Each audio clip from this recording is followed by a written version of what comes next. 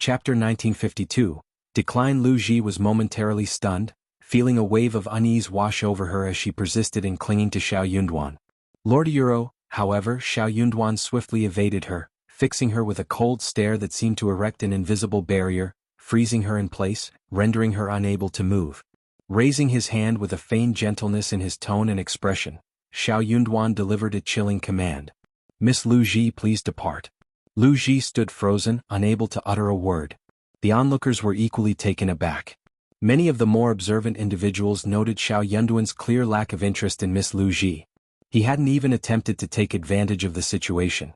They couldn't believe it.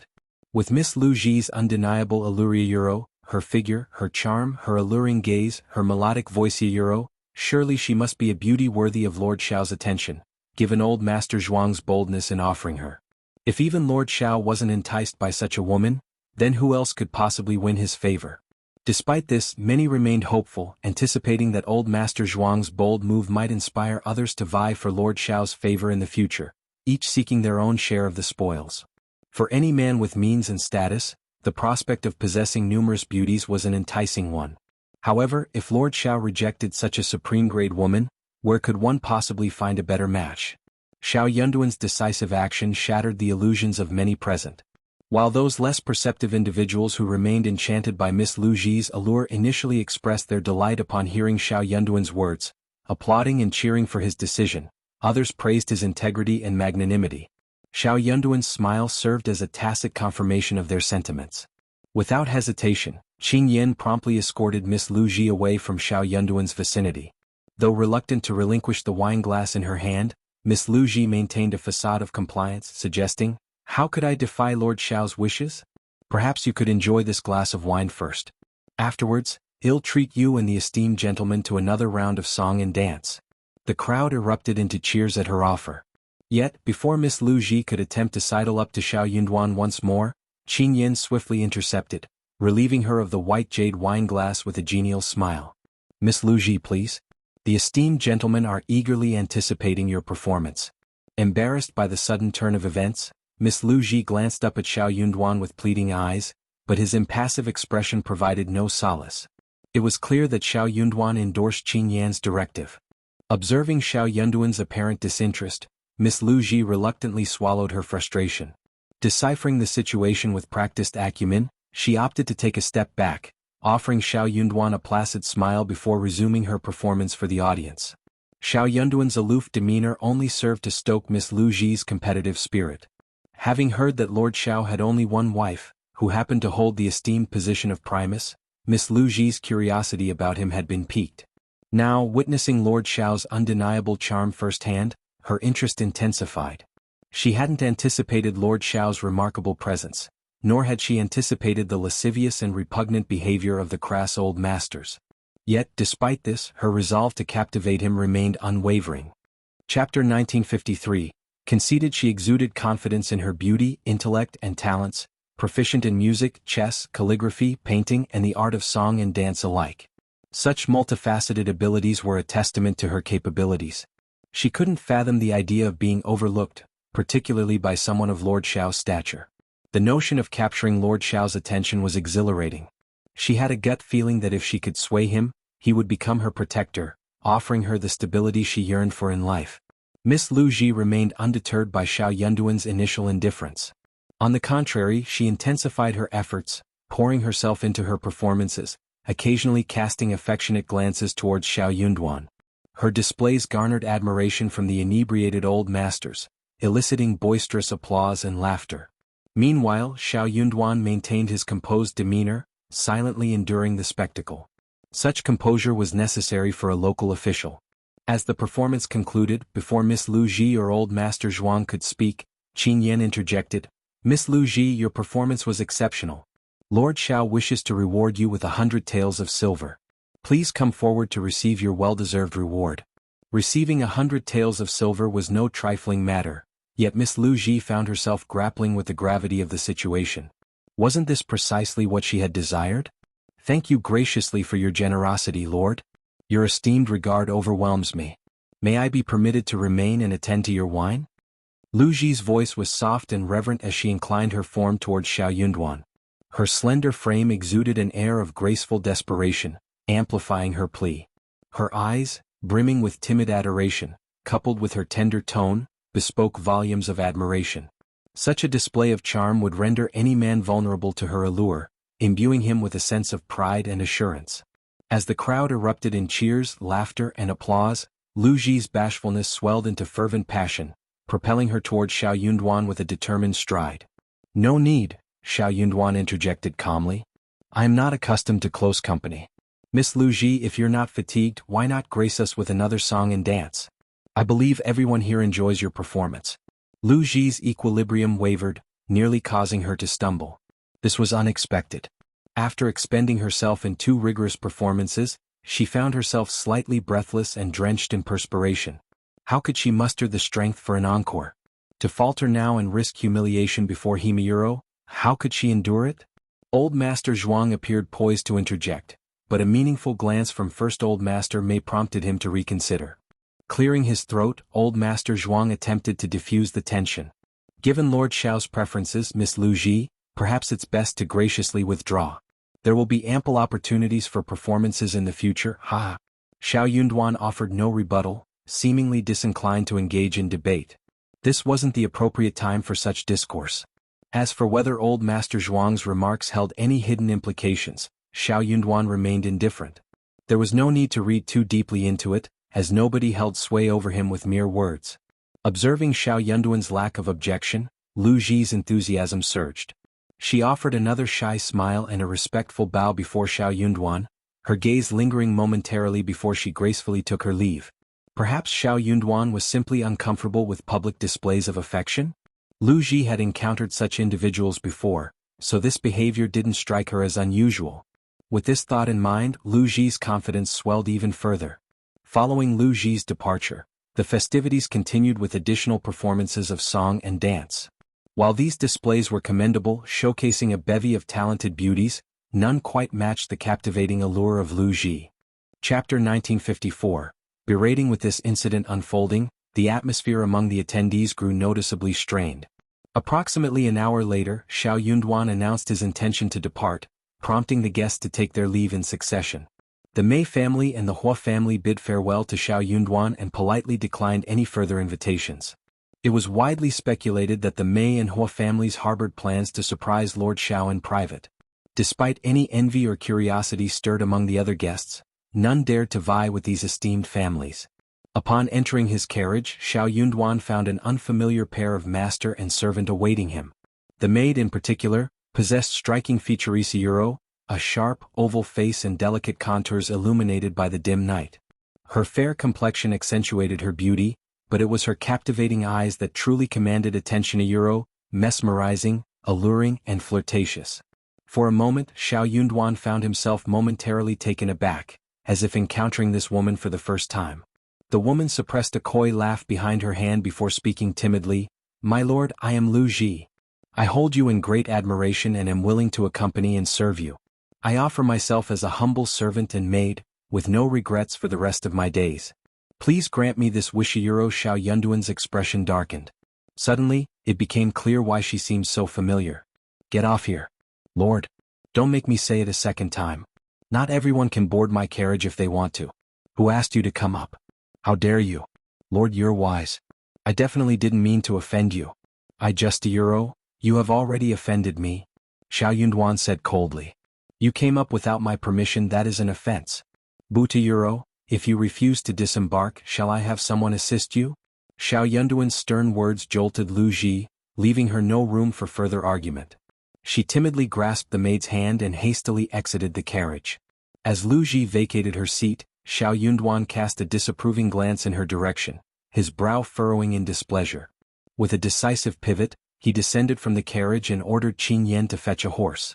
Mounting swiftly, he rode off, trailed by Sun Bai and his retinue. Meanwhile, Qin Yan commandeered the vacated carriage, positioning himself at the edge with a disdainful snort aimed at Lu Ji, before instructing the coachman to proceed. Internally flustered, Lu Ji found herself at a loss for words, her thoughts swirling chaotically. The maid, bewildered by the unfolding events, voiced her confusion.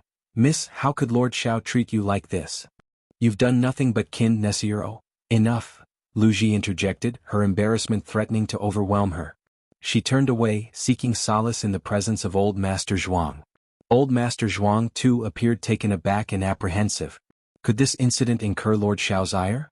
Regardless of his concerns, his only course of action was to escort Lu Ji back promptly and relay the events to the second Old Master of the Mei family with haste. Lu Ji's exceptional beauty made her a rare find indeed. Even with ample resources, locating her wouldn't have been a simple task. Upon hearing the report, second Old Master Mei offered little response, allowing Old Master Zhuang to depart without much ado.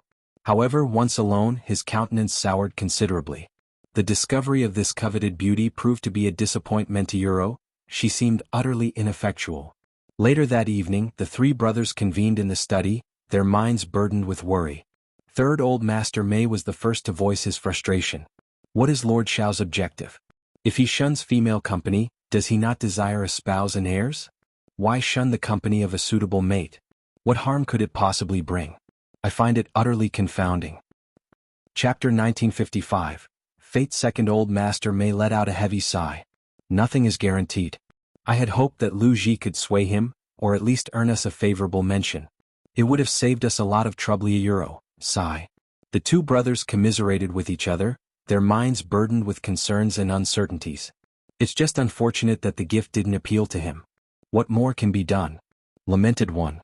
Old Master Mei listened intently before offering his perspective. Simply because he rejected Lu Ji doesn't mean he's averse to others. Xiao Yunduan is, first and foremost, a scholar. Euro, a formidable one at that. It's not uncommon for scholars to have reservations, particularly in matters of reputation and sensitivity. His rejection in public may be a reflection of such concerns. Third Old Master Mei chimed in, nodding in agreement.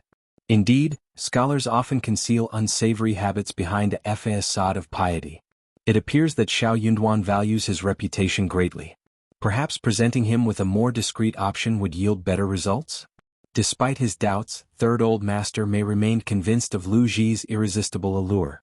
Surely no man could resist such exquisite beauty. It would be a waste not to pursue her. Old Master Mei interjected, his tone firm. It's not prudent. Xiao Yunduan values his reputation highly. If he rejected Lu Ji, he may not accept her in private. We must explore other avenues to secure his favor. But where could I find another woman like Lu Ji? It doesn't have to be identical, Old Master Mei retorted disdainfully. Scholars are known to value serendipity. Our chance encounter is far more favorable than a direct presentation from others, wouldn't you agree? The eyes of the other two Mei family elders gleamed with newfound hope. Elder brother, that's a brilliant notion. As Xiao Yunduan returned to his quarters in the backyard of the state office, he was greeted by Qiao Xian's welcoming smile. Caught off guard, Xiao Yunduan's gaze softened as he reached out to her. Why are you still awake? I was waiting for you, Xiao Xian replied, her smile unwavering. You smell of alcohol. Have you been indulging in drink all evening?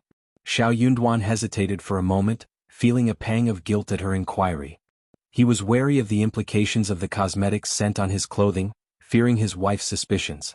With a forced smile, he responded, No, I was simply enjoying the entertainment.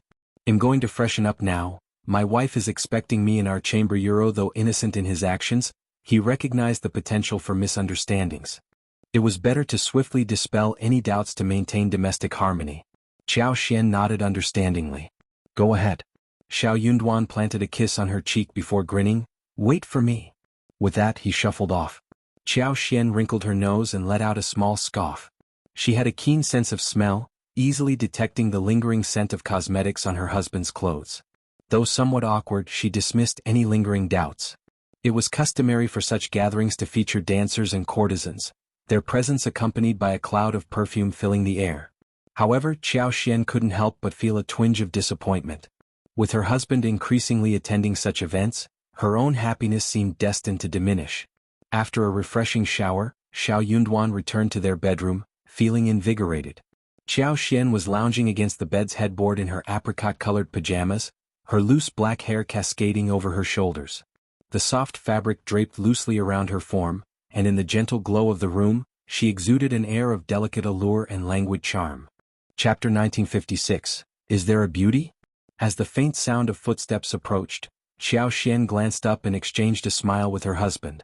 Xiao Yunduan's eyes brimmed with tenderness. Despite their years of marriage, Xianxia still managed to evoke a shy flutter in his heart. Her cheeks flushed and she found herself unable to meet his gaze. "My dear wifey," Xiao Yunduan's chuckle was soft as he enveloped her in his embrace, casting them both in gentle shadows.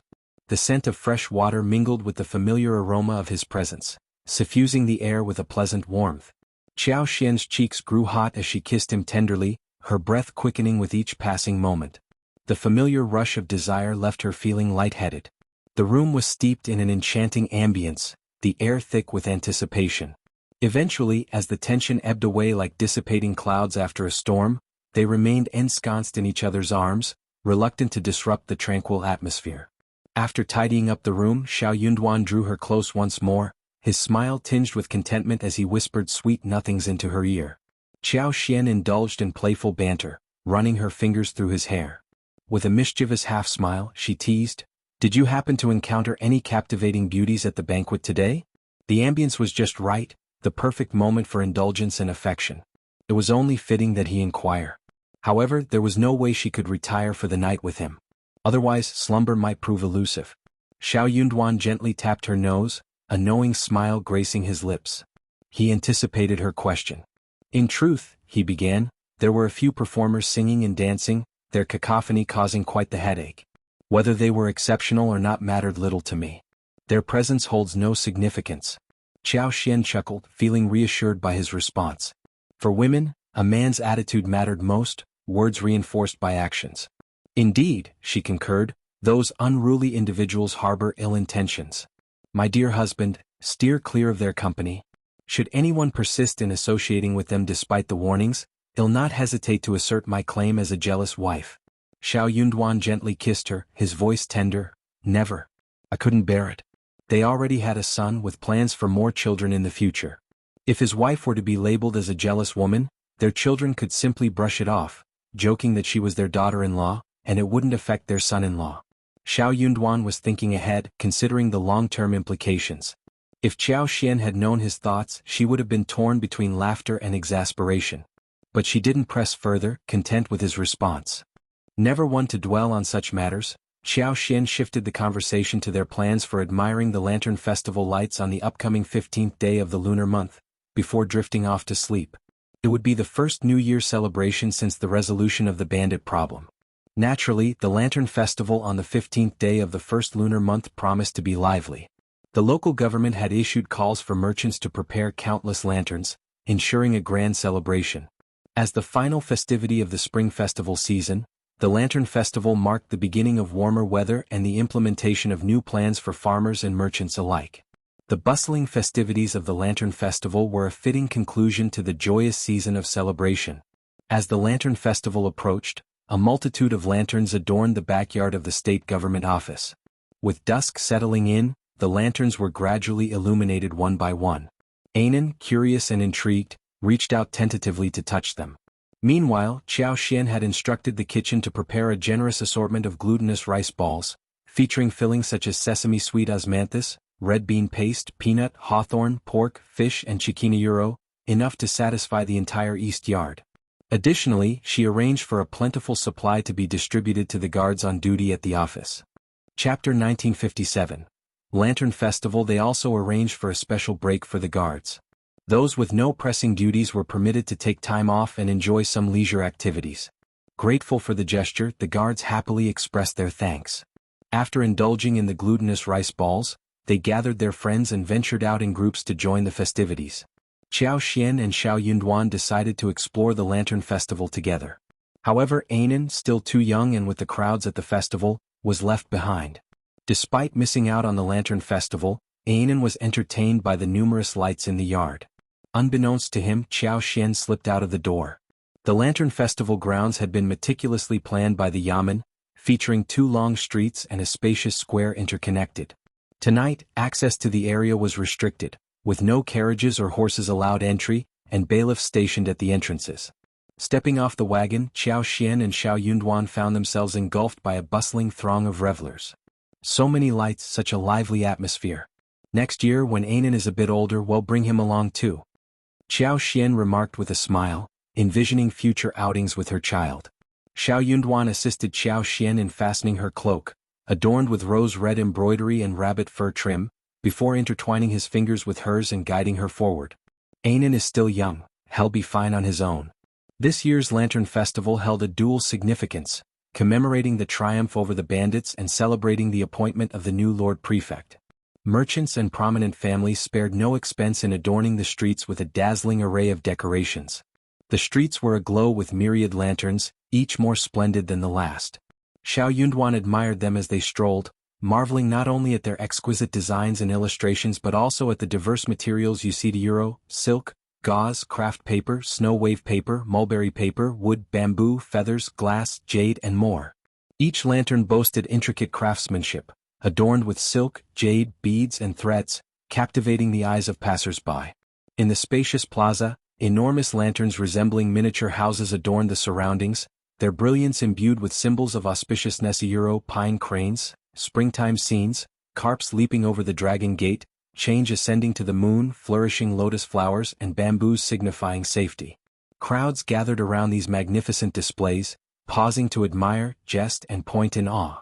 Numerous grand lanterns were adorned with vibrant floral arrangements, surrounded by pots of blooming lilies, chrysanthemums, coxcombs, and more, enhancing the festive ambience. Qiao Xian was filled with excitement, unable to contain her praises. Yet, amidst her admiration, a tinge of regret lingered. It was a shame that such a picturesque scene couldn't be captured in photographs. If she wished to behold it again after today, she'd have to wait until the following year. Xiao Yunduan reserved a private room at a tea house overlooking the square.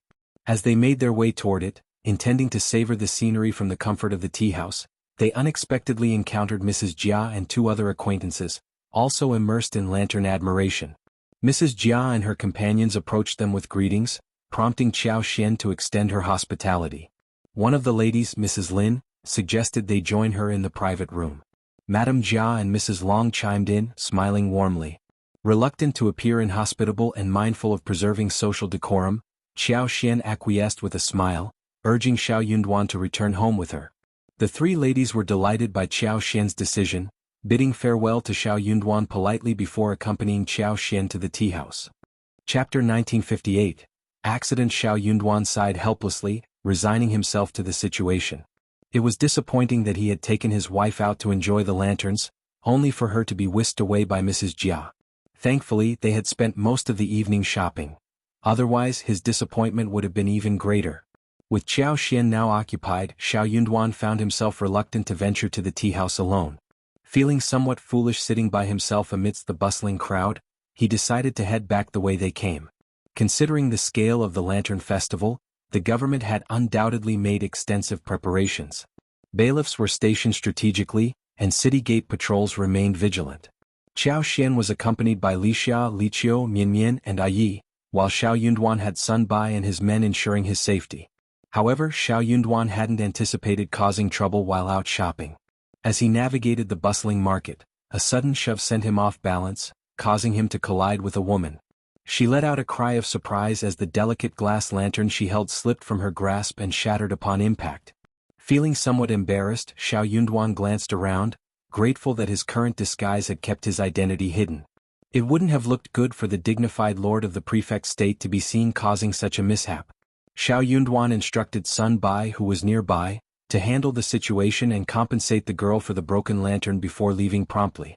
The girl's expression froze in disbelief. Lord Xiao hadn't even spared her a glance? Sun Bai, accustomed to handling matters efficiently, approached the girl. Having served in the Crown Prince's East Palace, he was well versed in dealing with various situations. Observing the timing of the collision occurring shortly after Madame Jia's departure, and the subsequent breakage of the girl's lantern, he couldn't help but find the circumstances suspicious. His gaze towards the girl grew more guarded.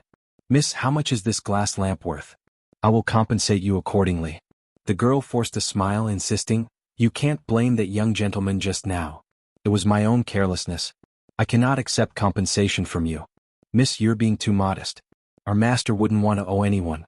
It's better to accept compensation." Though she refused compensation now, there was no telling what complications might arise later. It was better to settle the matter promptly to avoid future disputes. The situation took a more serious turn due to Xiao Yunduan's status as the lord of the prefect. The girl attempted to refuse the compensation once again, but found herself unable to do so. To her surprise, she noticed that the individuals who had pushed her had not yet departed. They lingered nearby, pointing and laughing amongst themselves, seemingly discussing something. With a determined glare, the girl confronted them, angrily pointing them out. "You're the ones who pushed me just now, causing me to accidentally bump into that young gentleman and break the glass lamp. You should be responsible for compensating for it. Xiaoqun, don't let them leave. They need to pay." Her two maidservants swiftly obeyed, rushing over to confront the individuals and demand compensation. Tensions escalated rapidly, and the atmosphere grew charged with conflict. Chapter 1959. Misunderstanding. Amidst the escalating argument, Sun Bai, accompanied by his subordinate, found himself unable to depart immediately. Frowning inwardly, he couldn't help but cast a reproachful glance at the woman embroiled in the dispute. In his mind, Sun Bai couldn't comprehend why such a fuss was being made over a mere glass lamp. Regardless of its value, there was a limit to its worth. His lord was certainly not lacking in wealth. He could easily afford to compensate for it, no matter the cost. Sun Bai was certain that Xiaoyunduan wouldn't haggle or fuss over such a trivial matter. Why then was this woman causing such a scene? Watching the woman's two maidservants engage in heated argument with the others only served to heighten Sun Bai's irritation. However, he opted not to intervene. After all, it wasn't his place to mediate. Besides, taking sides would only complicate matters further. Deciding to observe from the sidelines and await a resolution, Sun Bai failed to realize the implications of his inaction. This was the Lantern Festival, a bustling event teeming with crowds. It was a magnet for onlookers eager to witness any spectacle. Before Sun Bai could discern the gravity of the situation, a throng had gathered around, drawn by the commotion. As the crowd swelled, the likelihood of encountering acquaintances increased exponentially. With the growing crowd, the likelihood of encountering acquaintances skyrocketed, especially for someone like Sun Bai, a constable of the An's province's government office, known to many in the city. True to expectations, it didn't take long for someone to recognize him amidst the throng. Before long, a familiar face approached Sun Bai, offering greetings and inquiring about the situation, offering assistance if needed. The sharp-witted maidservant, Xiaoyi, seized the opportunity to amplify the situation, raising her voice to draw attention. Boom! In no time, the entire gathering was abuzz with speculation. As rumors spread, they took on a life of their own, growing increasingly absurd. Soon, the tale morphed into a sensationalized narrative. Lord Xiao, witnessing an injustice, unsheathed his sword to defend a young and beautiful woman being harassed by ruffians in the lantern market, accidentally shattering a glass lamp in the process. His chivalrous act sparked awe and admiration throughout the crowd. The romantic gossip between a man and a woman had always been a favorite topic of discussion among the locals. Even the slightest hint of a connection would set imaginations alight, sparking wild interpretations and rampant rumors.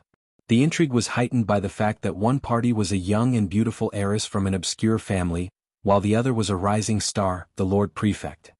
The tantalizing 8 trigrams between them fueled endless curiosity and speculation. As the crowd swelled that night, Sun Bai began to sense that something was amiss. Dismissing the instigators and compensating the girl with silver, he attempted to clarify the situation.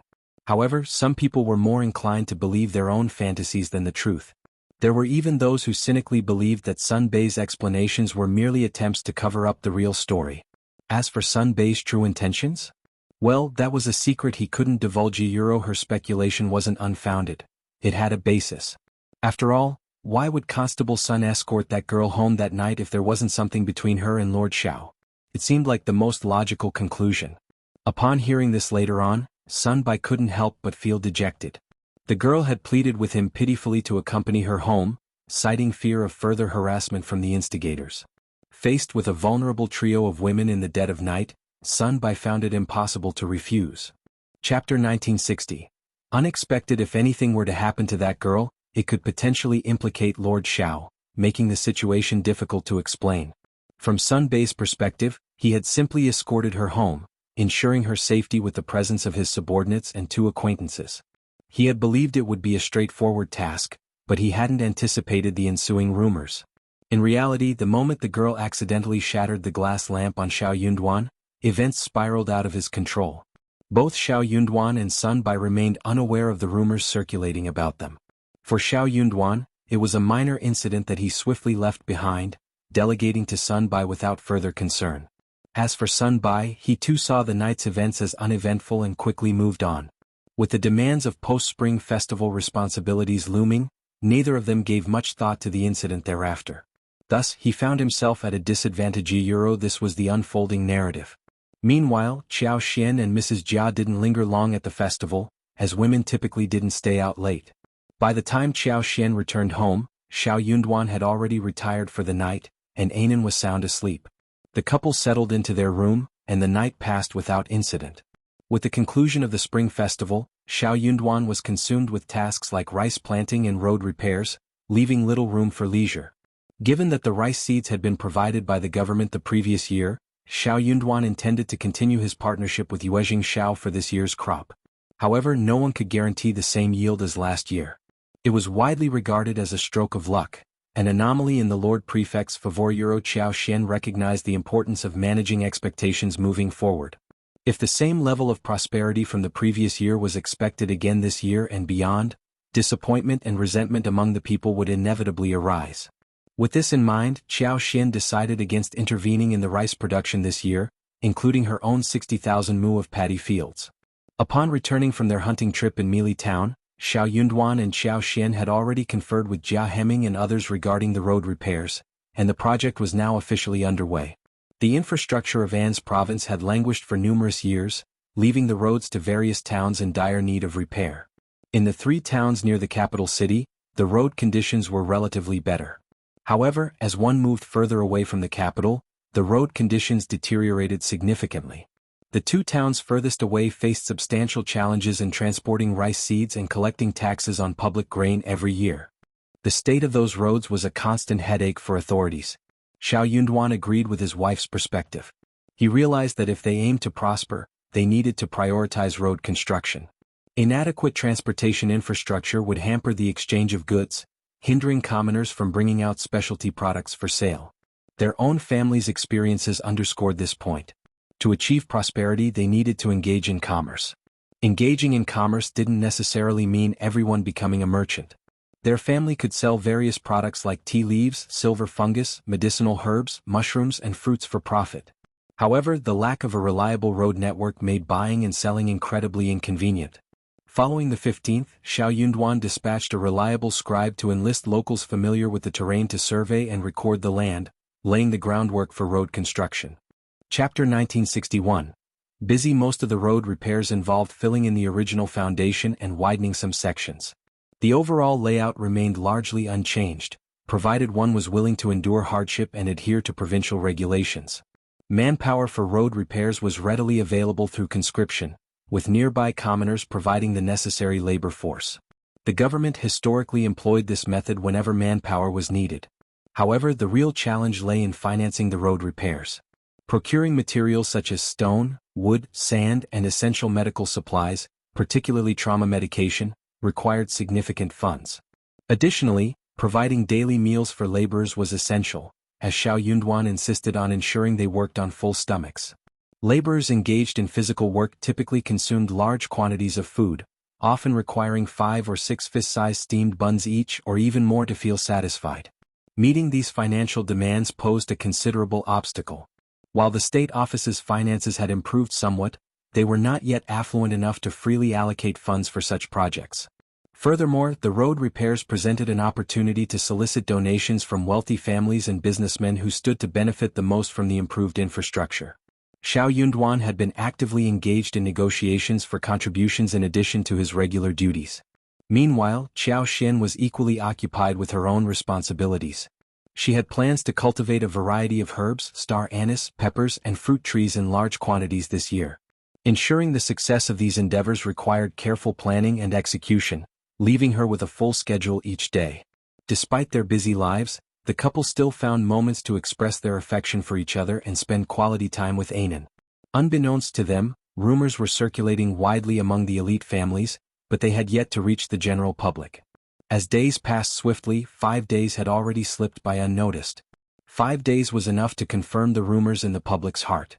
Xiao Yunduan and Xiao Xian did not come out to refute the rumors, and even those who did not believe it at first started to believe it. If Xiao Yunduan had taken action when the rumors first began to circulate, perhaps he wouldn't be so frustrated now. On this particular day Mrs. Jia approached Xianxia with a hesitant demeanor, as if she had something to discuss. When Xianxia inquired with a friendly smile, Mrs. Jia hesitantly brought up the rumor she had heard. "I've heard a rumor that Lord Xiao has set his sights on the third daughter of the Lu family and intends to take her as his concubine," Mrs. Jia murmured. "They say the third daughter of the Lu family is gentle and kind-hearted, not one to stir up trouble. But with the Mei family's influence, Lord Xiao wouldn't dare disrespect his wife, would he?" Xianxia was taken aback, her mind reeling with disbelief. The third daughter of the Lu family? How is she connected to the Mei family? And my husband liking her? Where on earth did you hear such nonsense? Xianxia found the idea preposterous. While it was true that wealth could sometimes change a person, there had to be some indication, some shift in behavior. Yet, for the past few days, her husband had been affectionate and attentive, showering her with affection. They had made plans to spend quality time together, enjoying leisurely outings with Anan and even discussing future trips to Lioha Manor for hunting and exploration. Chapter 1962. Ridiculous. Why would Xiao Yunduan suddenly fall for the third daughter of the Lu family? After all, Xiao Yunduan was just a prefect in a remote area, recently emerging from a perilous situation. He hadn't even reached a high rank yet, and their good days were just beginning. It seemed absurd for him to act so arrogantly. Mrs. Jia was equally surprised by Xianxia's reaction. "Madam Xiao, are you serious? Don't you know?" Xianxia couldn't help but chuckle. "If I didn't know my husband so well, I might have fallen for it too. It's clearly just baseless gossip. What a ridiculous notion." But her amusement quickly turned to anger. Who spread such malicious rumors?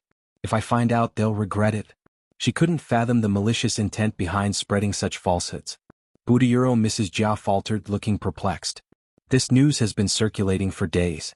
I heard that Lord Xiao rescued a damsel in distress during the Lantern Festival."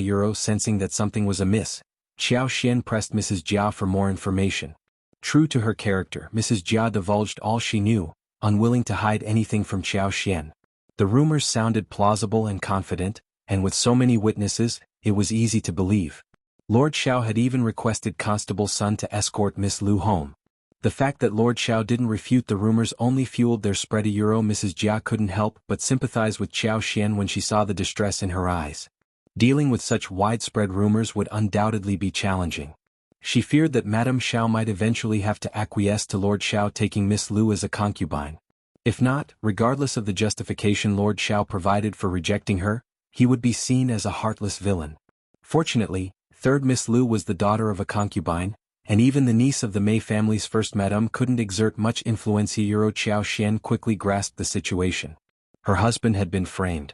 It was possible that the Mei family and the Lu family were behind this scheme. However, neither Sun Bai nor her husband seemed to take the matter seriously. They had been preoccupied with other tasks in recent days, and even Songshur and the others were busy. Consequently, while there was likely an uproar outside, their lack of response might be interpreted as either tacit approval or guilt. This was becoming quite troublesome. Although she was only a concubine's daughter, she still had a reputation to uphold. If the situation didn't resolve favorably, it could tarnish her reputation irreparably. This could even force a fabricated relationship to become a reality. Those schemers. Xianxia seethed with anger. Mrs. Jia took her leave soon after. The moment she departed, Xianxia instructed Mian Mian and Ai Yi to gather information. In truth, if they didn't gather information, they wouldn't know the extent of the situation. However, if they did, the need to ask would be unnecessary. Xianxia summoned Xiao Yunduan back. Xiao Yunduan was utterly perplexed, even more so than Xianxia. Initially, he had no clue what Xianxia was talking about. This only added to the confusion. Who was this third daughter of the Lu family? He didn't know her, nor did he owe her anything.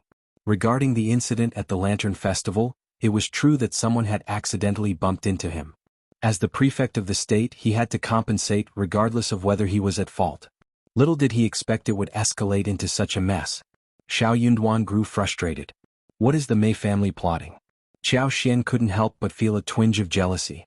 Now they all think that my husband is so lonely without anyone to look after him, so he should be showing concern for her. Chapter 1963. Anger. Hadn't it always been like this since ancient times? Officials and merchants colluded. No, they cooperated. One party provided backing while the other received monetary rewards. The Mei family might not have been the only ones contemplating such actions. It was just that the Mei family had acted first. After all, she was merely a concubine's daughter. So what if the process lacked glory? She was just theta euro, a concubine's daughter. Regardless of a merchant's power, they remained a merchant. Offering the daughter of a concubine to an official as a concubine, particularly to a young and promising official with a bright future, wouldn't bring shame to their family. Rather, it would be seen as an honor. Furthermore, it could yield benefits in the future. In any case, the Lu family wouldn't come out at a loss. They must have presented their proposal to Xiao Yunduan, who turned them down. That was why Xiao felt reassured. Now wasn't the time for jealousy. Xiao merely voiced his grievances. The primary concern was how to address this issue. As a local powerhouse, the Mei family wielded significant control over public sentiment. They adeptly manipulated and stoked the flames to ensure events unfolded seemingly naturally, detached from their involvement. 5 days had passed since the incident, and Xiao Yunduan and Xiao had missed the prime window for investigation and clarification. Even the rowdy individuals implicated in the night's events likely found themselves swiftly dealt with by the Mei family and relocated. With little recourse, Xiao Yunduan felt a deep sense of frustration. His sole solace lay in the fact that his wife remained understanding and refrained from causing a scene, sparing him further trouble.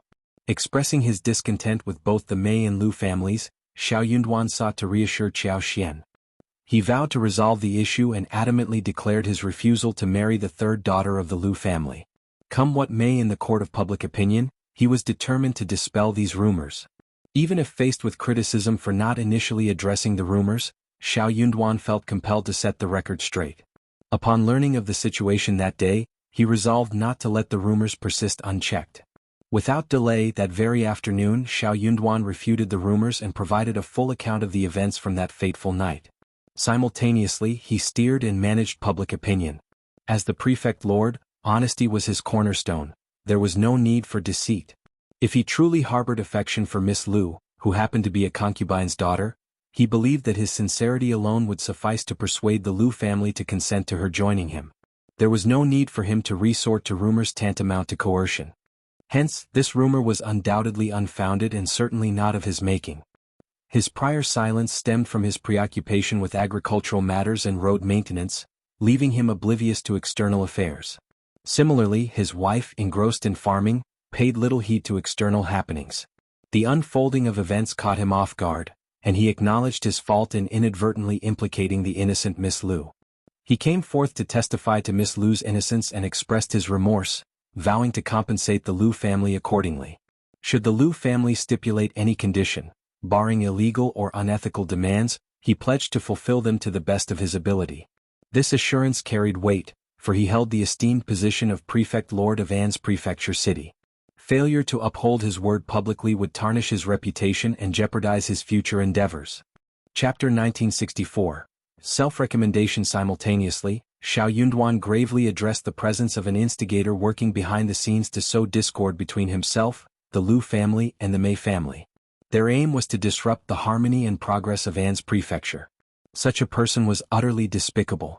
He pledged to launch a covert investigation to uncover the identity of this malicious individual. Once found, they would face severe consequences for their sinister actions. These words reverberated with shock among the onlookers.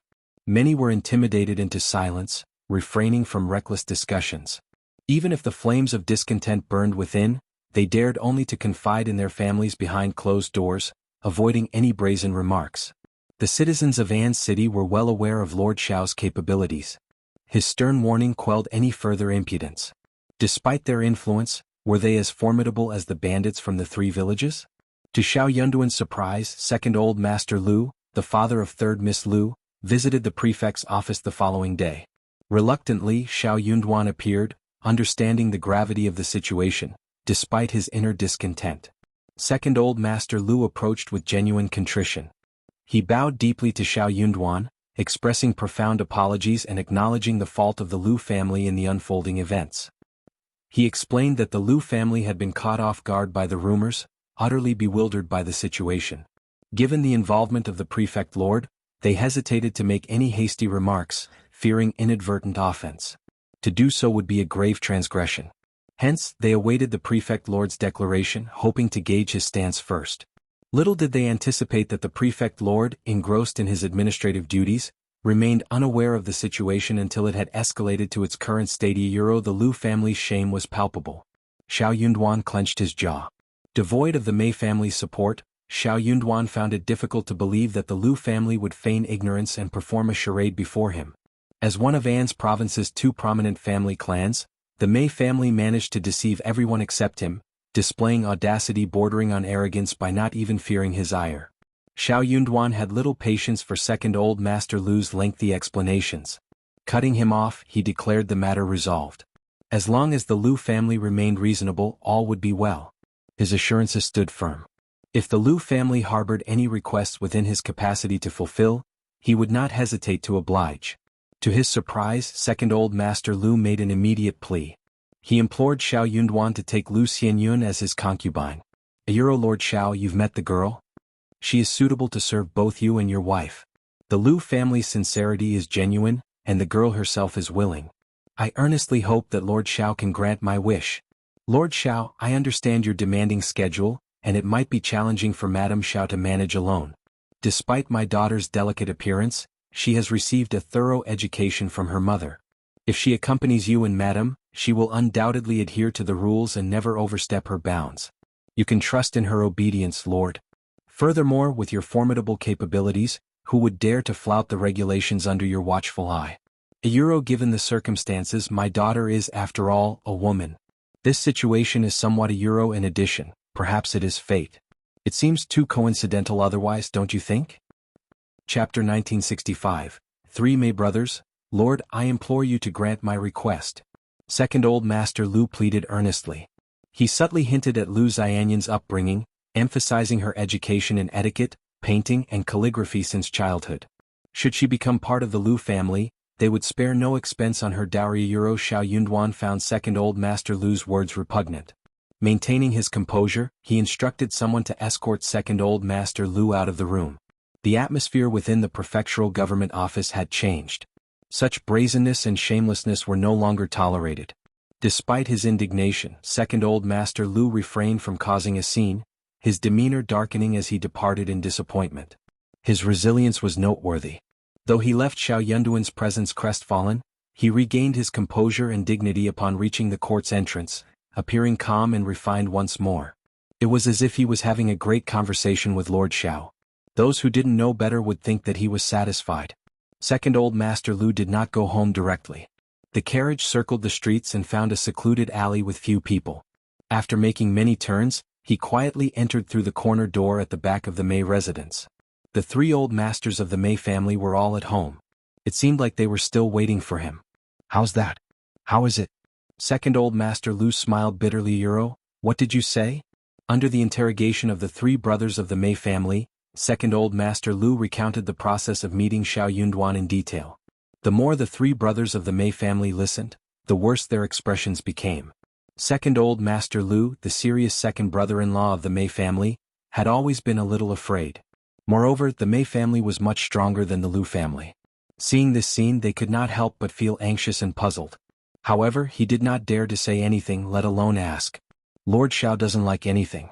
What does he want? Hey, you want someone like Madame Xiao, right? But I don't think that Madame Xiao is anything good. What do we do now? The three brothers of the Mei family were extremely depressed. Second Old Master Lu observed the exchange, attempting a smile as he spoke. Perhaps it's best to put this matter behind us. With Lord Xiao's clarification, I doubt anyone will dare to speak out. Besides, there's talk of compensation. What do you understand? Third Old Master Mei interjected furiously. Clarification?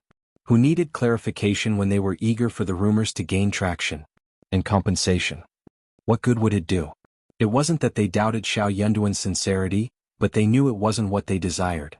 Second Old Master Lu remained silent, inwardly lamenting.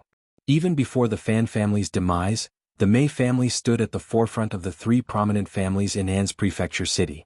Their prosperity in recent years had made them a towering presence akin to the sun in the sky. What cause did they have for fear? For Xiao Yunduan to effectively govern An's prefecture and foster economic growth, he relied on the support of these prominent families. With the Fan family already eliminated, if Xiao Yunduan were to unjustly harm the Mei family, wouldn't he worry about the repercussions from other influential families? If the region were to destabilize, he, as the governing official, could forget about maintaining stability. Surely he wasn't so foolish? He struggled to comprehend their intentions. Chapter 1966. One direct strike. First Master Mei asked Second Old Master Lu to go back first. The moment he left, the three old masters of the Mei family became even more frustrated. Elder brother, I feel uneasy. It won't be good if this matter isn't resolved. Lord Xiao is so difficult to deal with. Elder brother, what should we do? Alas. Old Master Mei also felt unprecedented frustration. Lord Xiao wasn't motivated by wealth or enticed by beauty, and his family couldn't offer him power. It seemed he lacked any other interests. Even if he did have hobbies, his family likely couldn't provide anything to captivate him. With his abundant wealth, wouldn't he simply procure whatever he desired? Consider his swift acquisition of the vast land around Liuhe Fort, not to mention the 60,000 mu of fertile land and numerous shops formerly belonging to the Fan family. He made these purchases without hesitation. Not to mention, the state government still owed their family over 100,000 taels of silver. Even if they resorted to force, they wouldn't stand a chance against him. It was like facing an impregnable fortress. What could they possibly do against such a formidable opponent? After a pause, Old Master Mei spoke slowly. Do you think Lord Xiao suspects our involvement in the Lu family's affair? Third Old Master Mei, never one for subtlety, blurted out, of course he might. Otherwise, why would the Lu family dare to act? Old Master Mei sneered. Indeed. If that's the case, since we've already incurred his displeasure, why not go all the way? Their family didn't necessarily need to be on good terms with Lord Xiao. They simply needed to remain indispensable. Whether the relationship between the Mei and Lu families was coerced or genuinely harmonious mattered little. Thus, when Xiao Yunduan refuted the rumors and silence prevailed, Second Ms. Lu accompanied Lu Xianyun to the state office the day after Second Old Master Lu's visit. They requested to see Qiao Xian. Qiao Xian had just briefed Mianyan, Songshi, and Lu Fu on the impending arrival of the first batch of pepper and fruit trees, instructing them to prepare for planting. She also outlined plans for decorating the mansion at Liuhe Manor. Upon hearing of Second Ms. Lu's arrival, she adjusted her attire with a smirk. The antics of the Lu family were rather amusing. Hadn't her husband already made himself abundantly clear? As the lord of the prefect, was there any need for him to deceive? Naturally, the reputation of this young lady from the Lu family remained untarnished. They came yesterday and came today. They were so insensible.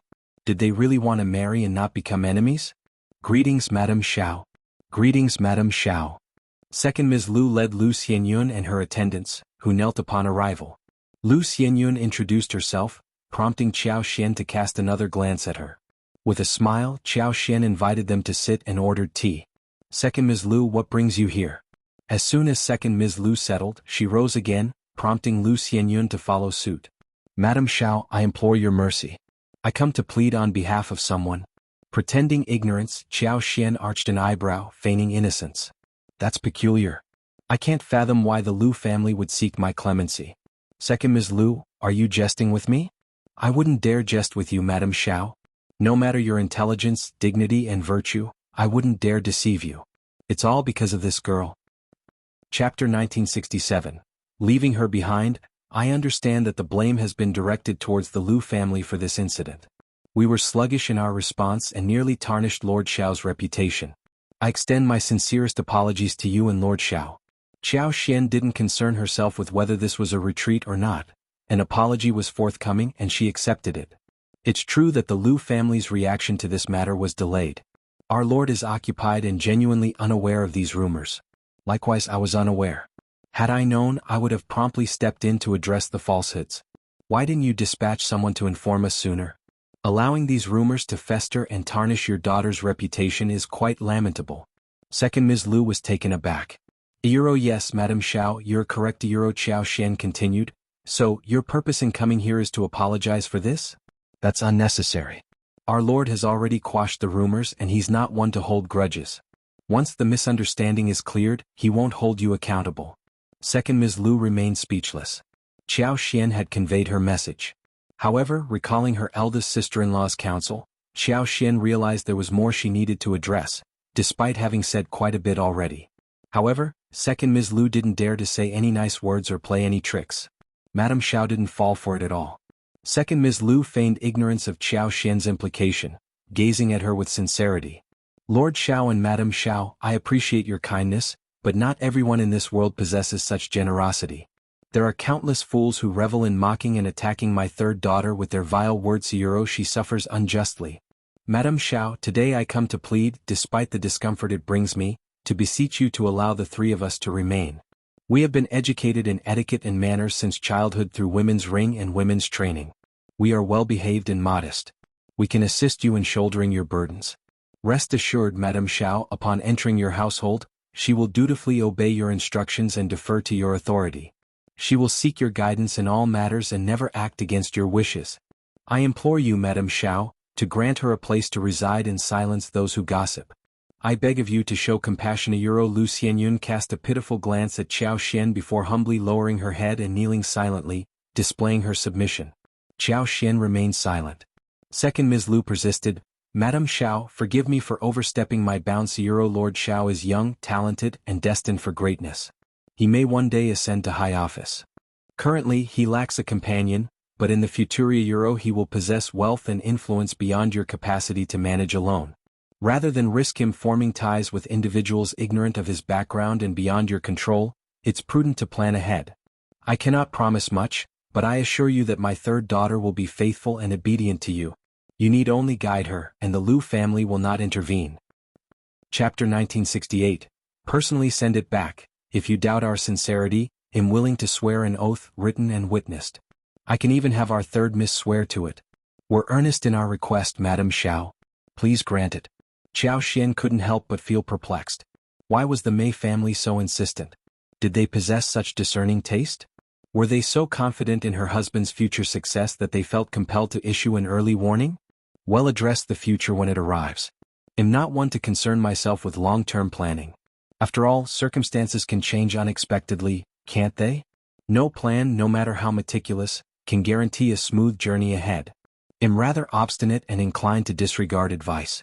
Second Ms. Lu, there's no need for further discussion. Let's conclude this matter here.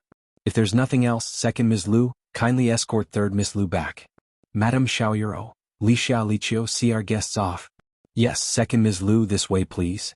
Li Xiao and Li Qiu, irked by Second Ms. Lu's persistence, hastened to usher her out. With no alternative, Second Ms. Lu rose and departed. Lu Xianyun obediently followed her mother out of the office. However, just as they were about to depart the back office, Second Ms. Lu claimed she had dropped her handkerchief and instructed Lu Xianyun to retrieve it for her. Lu Xianyun dutifully turned back to search, only to find herself abandoned as Second Ms. Lu departed with the maidservants. Meanwhile, Lu Xianyun, fulfilling her filial duty, eventually located a handkerchief for her birth mother. However, she was not inside the office. Rather, she knelt before the east gate of the state government office.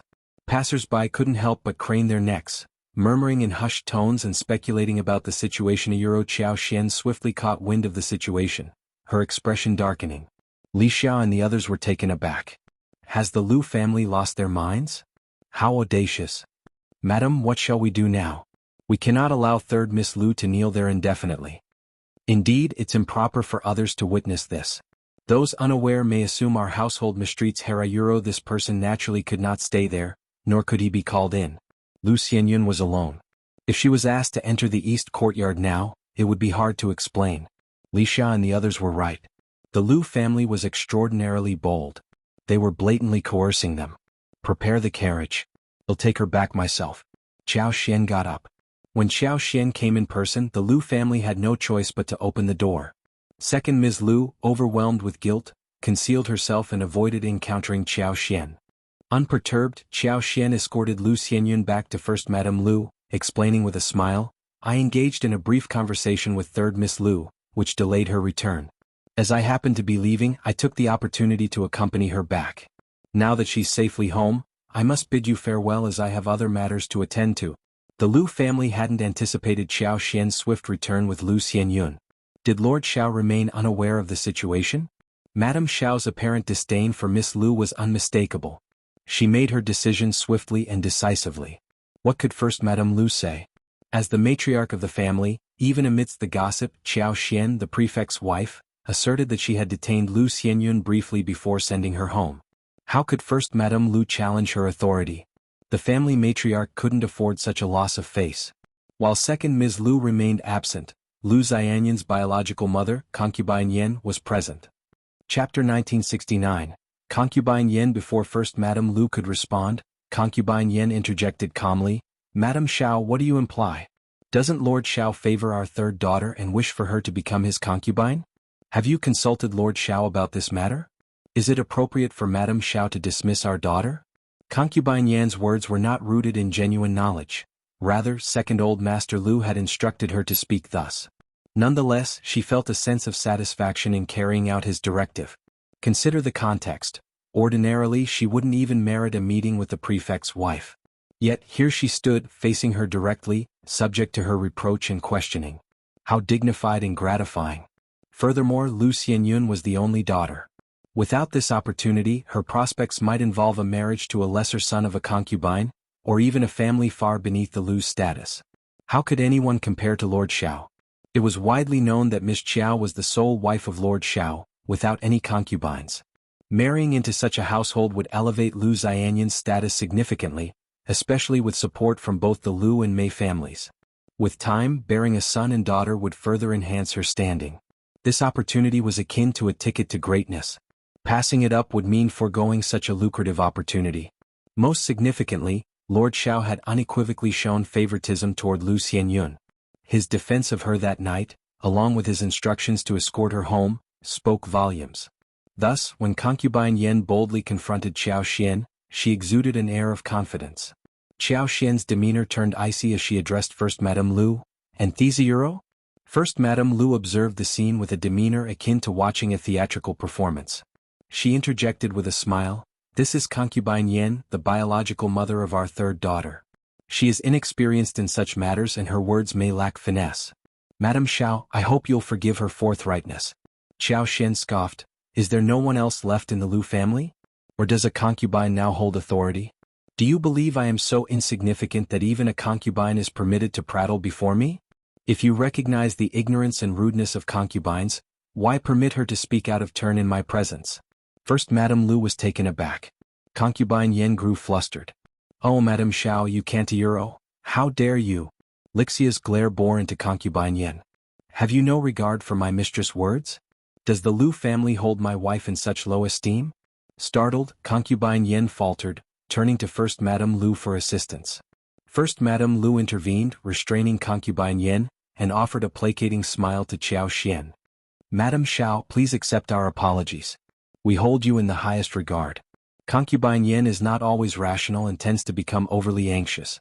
Please pardon her."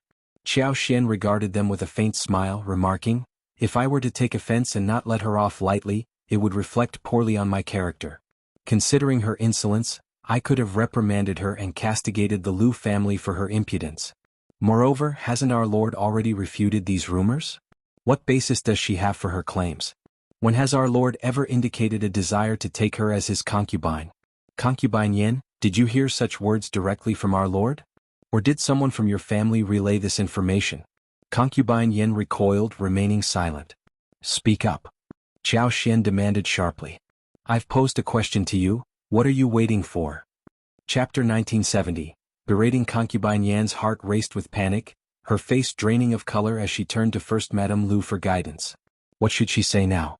How could she possibly know how to navigate this situation? First Madame Lu, equally flustered, offered a strained smile. "Madame Xiao, I believe there must have been a misunderstanding on Concubine Yan's part." "Yes, indeed. These rumors have been circulating outside. Why wouldn't they be? Lord Xiao's actions during the Lantern Festival clearly indicated his protection of our third miss." Concubine Yan interjected hastily, attempting to justify her previous statement. Xiao Xian's anger simmered beneath the surface as she glanced at First Madame Lu. "What a fascinating family dynamic you have. Despite Lord's refutation of the rumors, why would someone within the family entertain such absurd notions? And to think it's the biological mother of third Miss Lu. Like mother, like daughter, indeed. What sort of character does third Miss Lu possess? How could you dare to propose such an alliance to our Lord? Are you attempting to demean his honor?" First Madame Lu and Concubine Yan's expressions shifted uneasily. "Madame Xiao, you have misunderstood. That's what the rumors allege. Even if we don't voice it, others will. But it seems that it's too late to halt the spread of gossip now. Has our misreputation been tarnished in vain?" That's your concern, Xiaoxian retorted icily. Lord has already dispelled these rumors. If anyone dares to utter falsehoods again, you have every right to take them to court, and Lord will mete out justice impartially. How can you claim her reputation is sullied? All of Anza's inhabitants fall under Lord's jurisdiction, and when he perceives injustice, he intervenes. Even if it hadn't been your daughter that night, Lord would have acted the same. Are you implying that our Lord should be held accountable for every baseless rumor? That's preposterous. What regard does your Lu family have for our Lord? Do you think you have the authority to make decisions on his behalf? Should our Lord bear responsibility for the malicious machinations of those with dark, deceitful, and shameless intentions who fabricate rumors to besmirch his name? But on that day, our Lord has already refuted the rumors, rendering any further discussion irrelevant. Xiaoxian cut off concubine Yan's attempted defense, unwilling to entertain further fruitless debate. Some individuals were simply beyond reasoning with, and she deemed it more prudent to set a firm example. With a piercing gaze, Xiaoxian turned her attention to First Madame Lu. First Madame Lu, how do you propose to discipline a servant who disrespects their superior and slanders their master? Caught off guard, First Madame Lu sensed the weight of the question, recognizing it as a potential trap. Nevertheless, she had no choice but to respond. If such a servant were to exist, we would have to expel them from the household. We might administer a punishment such as a beating or selling them away to a distant location. Indeed, we cannot tolerate such insubordination within our ranks. Failure to address it would only lead to chaos within the family. As for concubine Yan, not only did she disregard my authority, but she also propagated false rumors and besmirched our Lord's reputation. While she may hold a higher position than a common servant, she is still a concubine.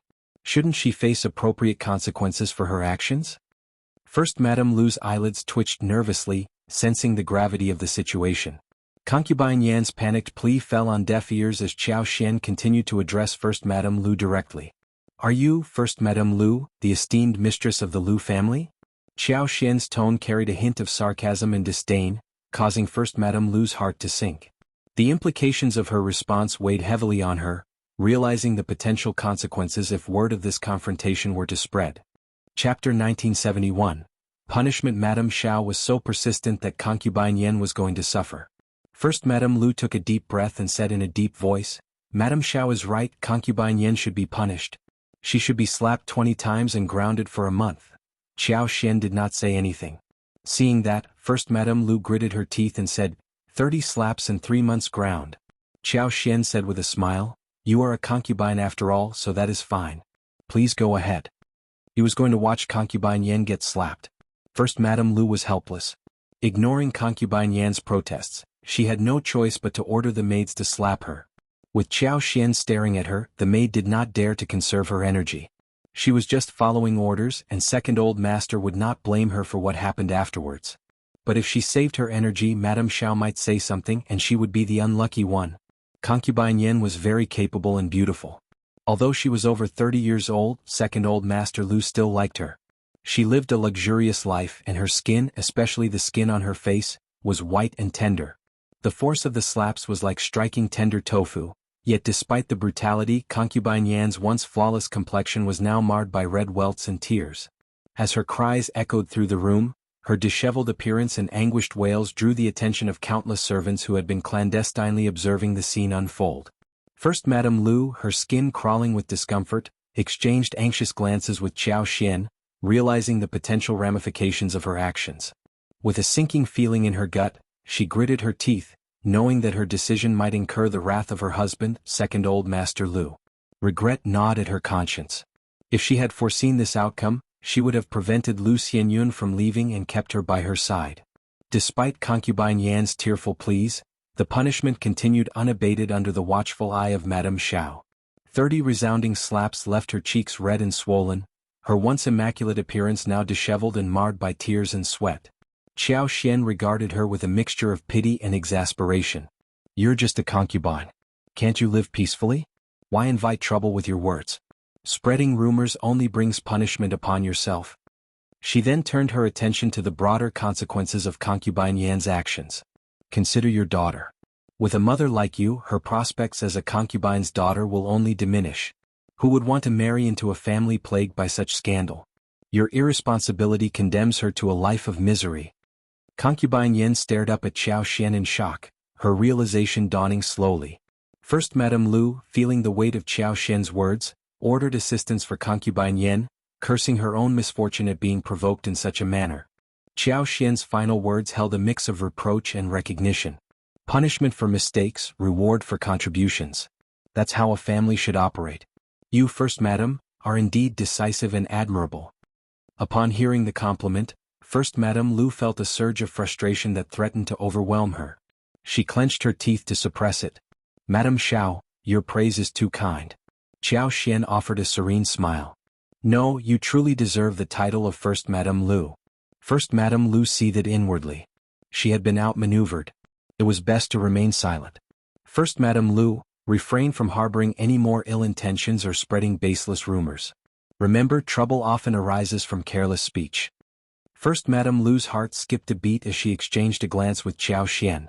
With a final smile, Xianxia departed with Wuxia and the others. Chapter 1972. Crying. First Madame Lu calmed her racing heart and sought out her old master. Meanwhile, upon returning home, Xianxia found Xiao Yunduan waiting for her. With a smile, Xianxia remarked, "You've heard about it too? No worries, I handled the situation at the Lu family." Xiao Yunduan's expression turned icy. The Mei family must be out of their minds to pull such a stunt. Xianxia led him to sit down, her tone casual. "As long as you don't hold it against me, I can manage. It's not much trouble." Xiao Yunduan's demeanor softened and he grasped her hands, smiling gently. "It's not just trouble, it's utterly disgusting. I usually don't bother with these matters, but it's all because of my wife." His words implied that she had full authority to handle such situations as she saw fit in the future. Xianxia smiled in agreement, finally feeling some relief after the ordeal at the Lu family. Concubine Yen was returned to her quarters amid wails and shrieks, startling everyone in the household. Lu Xianyun gazed at her father tearfully. Hadn't Madame Xiao been described as affable? She had managed to reconcile with the Fan family despite their conflicts. Why then had she treated her aunt so harshly? As the wife of the prefect, she was actually calculative with a concubine. She did not care about her face at all. First Madame Lu felt guilty and hurried to explain. Second Old Master Lu felt humiliated, but he did not want to get angry with his sister-in-law, so he said a few words. As soon as First Madame Lu left, he asked Concubine Yan's maid with a dark face, "What happened?" The maid trembled uncontrollably and told him everything, including what Concubine Yan had said. Lu Xianyun blushed when she heard this, and her heart throbbed inexplicably. When the concubine found out that the Mei family intended to help her marry Lord Xiao as a concubine, she told her a lot about her future prospects in private. Her heart was in a mess and her heart was in turmoil. Her ambition was aroused. She seemed to think that Lord Xiao had noticed her. Otherwise, he wouldn't have compensated her and asked someone to send her home. She had totally forgotten that Xiao Yunduan, as the lord of the prefect, was suspected to have damaged someone else's things in front of everyone. How could he not compensate her? As for getting Sun Bai to send her home, she was the one who asked for it and it had nothing to do with Xiao Yunduan. Concubine Yan's mouth was sore and swollen, and she was so angry that she cried out in frustration. "Old master, it was all Madame Xiao's idea today, and all the servants who came were from the back of the house. I didn't even see a single bailiff. Lord Xiao and Lord Xiao might not even know about this. Our third daughter is so nice and Lord Xiao is not at a disadvantage. No man would refuse such a beautiful thing. I think Madame Xiao must have done it on her own. Sob, old master, even if you don't care about me, you have to stand up for our third daughter. Why don't you ask the Mei family for help?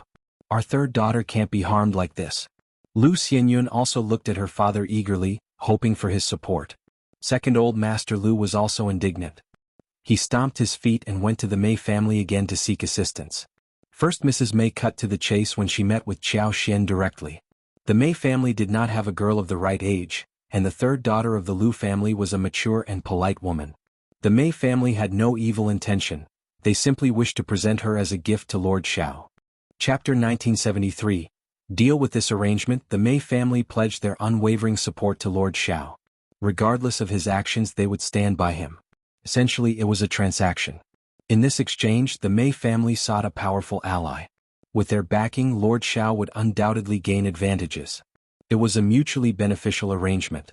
Of course, Lu Xianyun was the daughter of a concubine. Given that Madame Xiao had already borne Lord Xiao's eldest son, and Lord Xiao was not one to favor concubines over his wife. There was no need for concern. If Madame Xiao felt that Lu Xianyun had erred, she could reprimand her. She even proposed to Lord Xiao that if he did not accept Lu Xianyun, they could find another suitable candidate. First Mrs. Mai's words seemed forthright and sincere, as though she was merely discussing matters of wealth and influence. But Xiao Xian found the whole conversation repugnant. Then without hesitation she turned down the offer.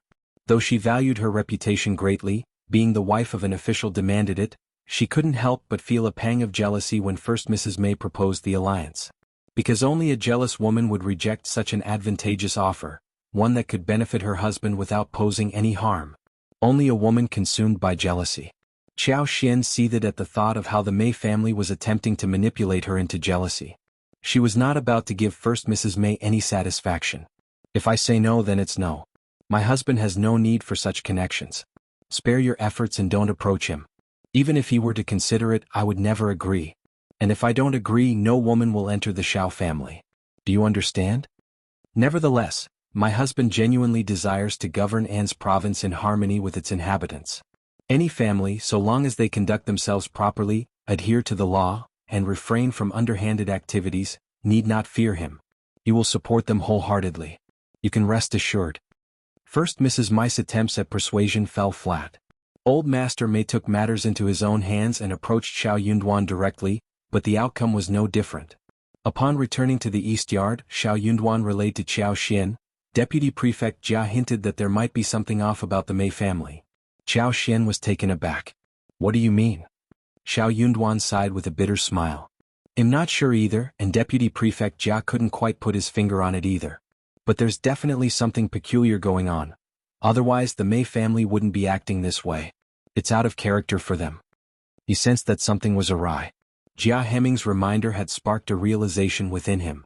But the exact nature of the situation remained elusive. Unable to decipher the mystery, Xiao Xian smiled and said, We needn't dwell on it.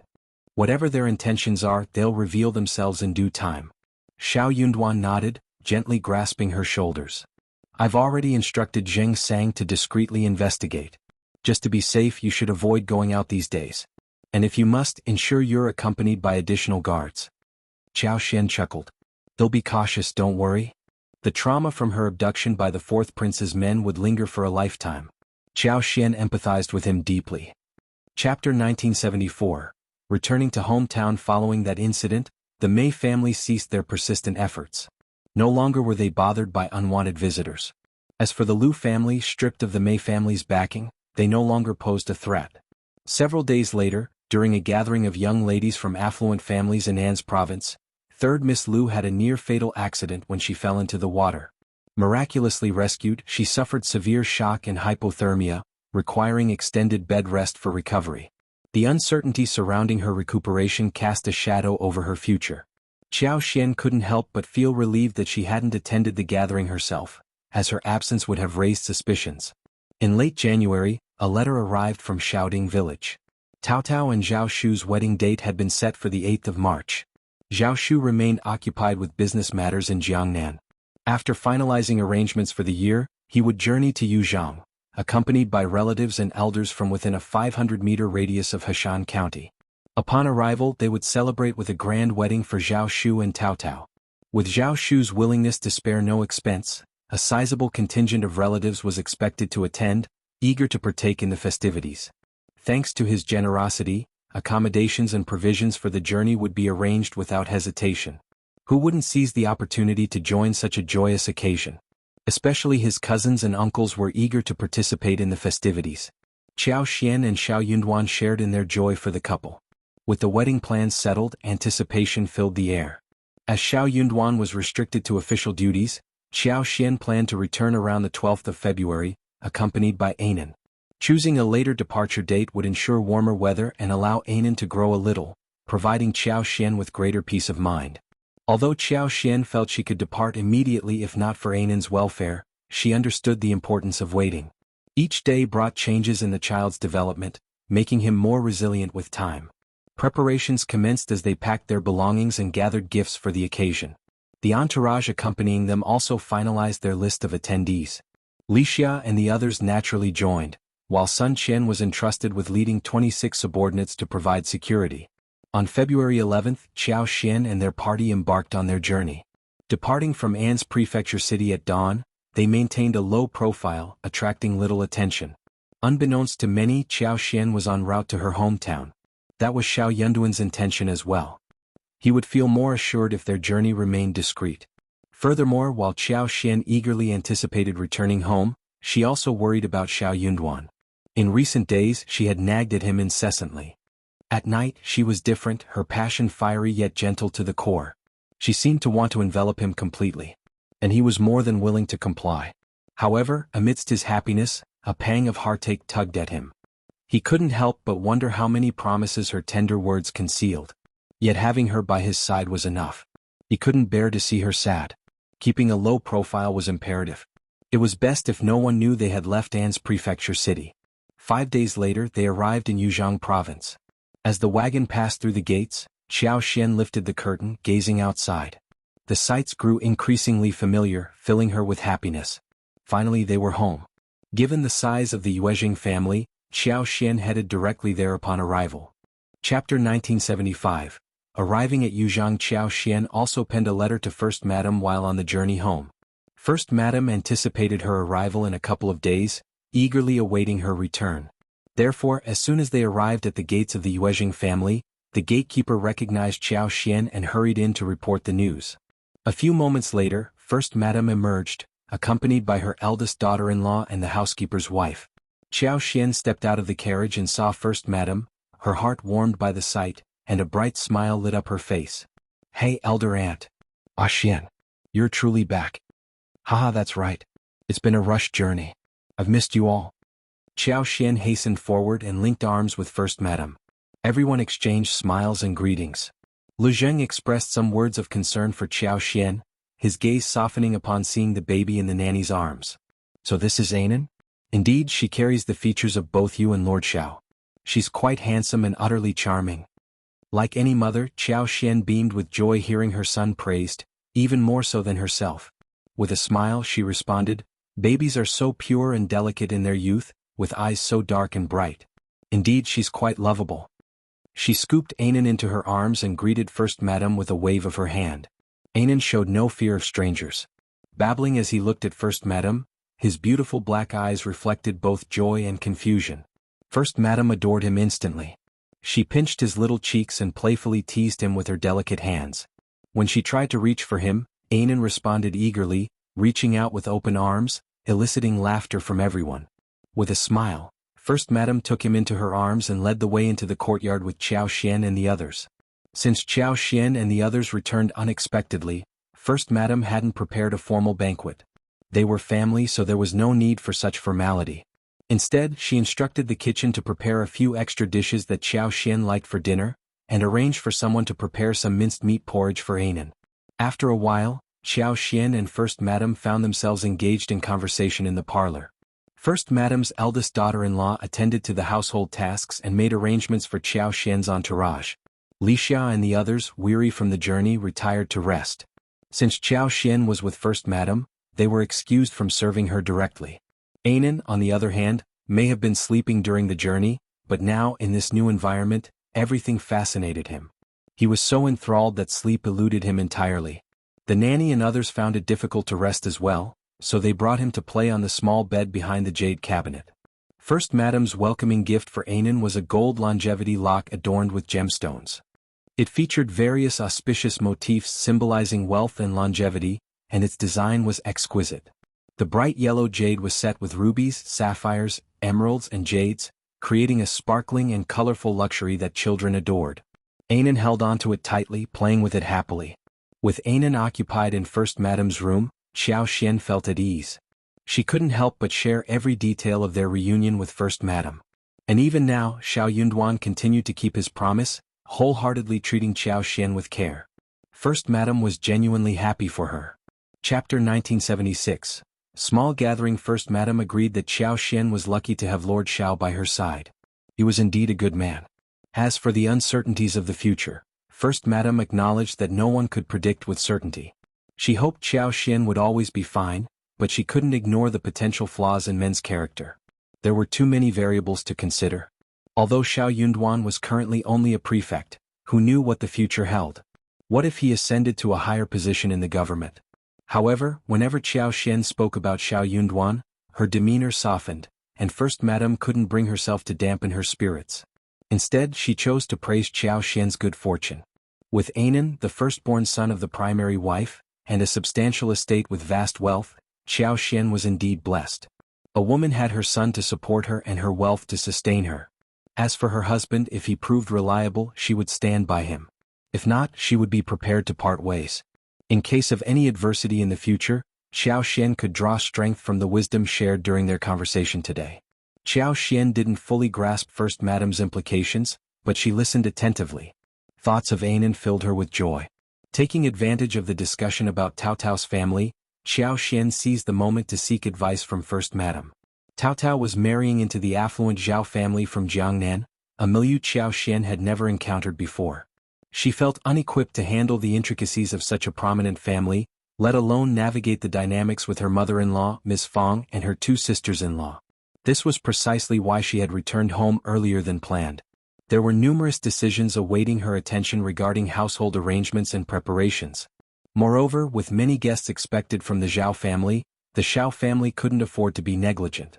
They had to ensure Tao Tao's standing was impeccable, preventing anyone in the Zhao family from looking down on her. Despite Xiao Yunduan holding the position of prefect in An's province, the Xiao family lacked the same social standing and wealth as the Zhao family. Xiao Yunduan's authority didn't carry the same weight in the south as it did in the remote An's province, making it difficult to assert influence over the Zhao family. Thus, it was imperative for the Zhao family to witness the Xiao family's strength firsthand to earn their respect. First Madam had been deeply involved in wedding preparations, so she was well versed in every detail of the ceremony. Qiao Xian eagerly shared all she knew with her. Their conversation flowed joyously, and even as dinner was served, they found themselves reluctant to end their discussion. Noticing that most of the 12 sumptuous dishes laid out before her were her favorites, Qiao Xian couldn't help but feel touched.